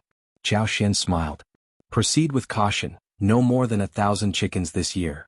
Xianxia felt the allocation was rather conservative. He wanted to voice his opinion but hesitated. Eventually he acquiesced, saying, "Understood." Xiao Xian gave him a meaningful glance and offered a reminder. Ensure the chicken coops are cleaned and ventilated daily. With the weather warming up and mosquitoes becoming more abundant, it's imperative that the chicken's food and water remain fresh. Furthermore, smoke the coop with wormwood daily to ward off pests. Should a chicken plague arise, it won't be a trivial matter. Given the expertise of the individual you've enlisted for chicken farming, they must understand the significance of proper care, remarked Xiao Xian. Initially cautious, Xianxia refrained from further comment upon hearing Xiao Xian's words. The duck farm was situated in the adjacent valley, a visit to which was planned for the following day. With this in mind, the group departed back to the village. Ordinarily, Ainan would have been fast asleep by now, but today's excitement kept her wide awake. As Xiao Xian and Xiao Yunduan approached the village, they could hear Ainan's delighted laughter ringing out from afar. Curious as to what was causing such amusement, they hastened their pace. Upon arrival, they discovered Ainan gleefully playing with two rabbits. One of the rabbits had its leg tied with a rope, the other end of which Ainan held firmly. With evident pride, Ainan repeatedly exclaimed, "Bunny! Bunny!" as she paraded around with the restrained rabbit. The nanny and maidservants present joined in the laughter, thoroughly enjoying the spectacle.